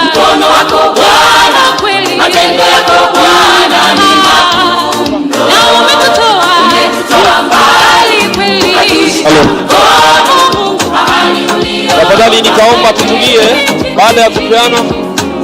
Hatimaye ni leo, ni siku yetu muhimu, harusi yetu, uwepo wenu yote. Kwetu ni kitu, kwetu ninyi ni ndugu, leo na kesho. Harusi maua, ng'ari ng'ari wanapendeza. Leo ni furaha, shangwe na furaha. Harusi maua, tabasamu, suti na shela. Wacha tufurahi, sote tufurahi. Haikuwa rahisi tufike. Don't worry, you'll get your copy tomorrow online. Please don't worry. For those who are not going to get, you'll get your copy tomorrow. Ya harusi, haikuwa rahisi if you need to get a copy,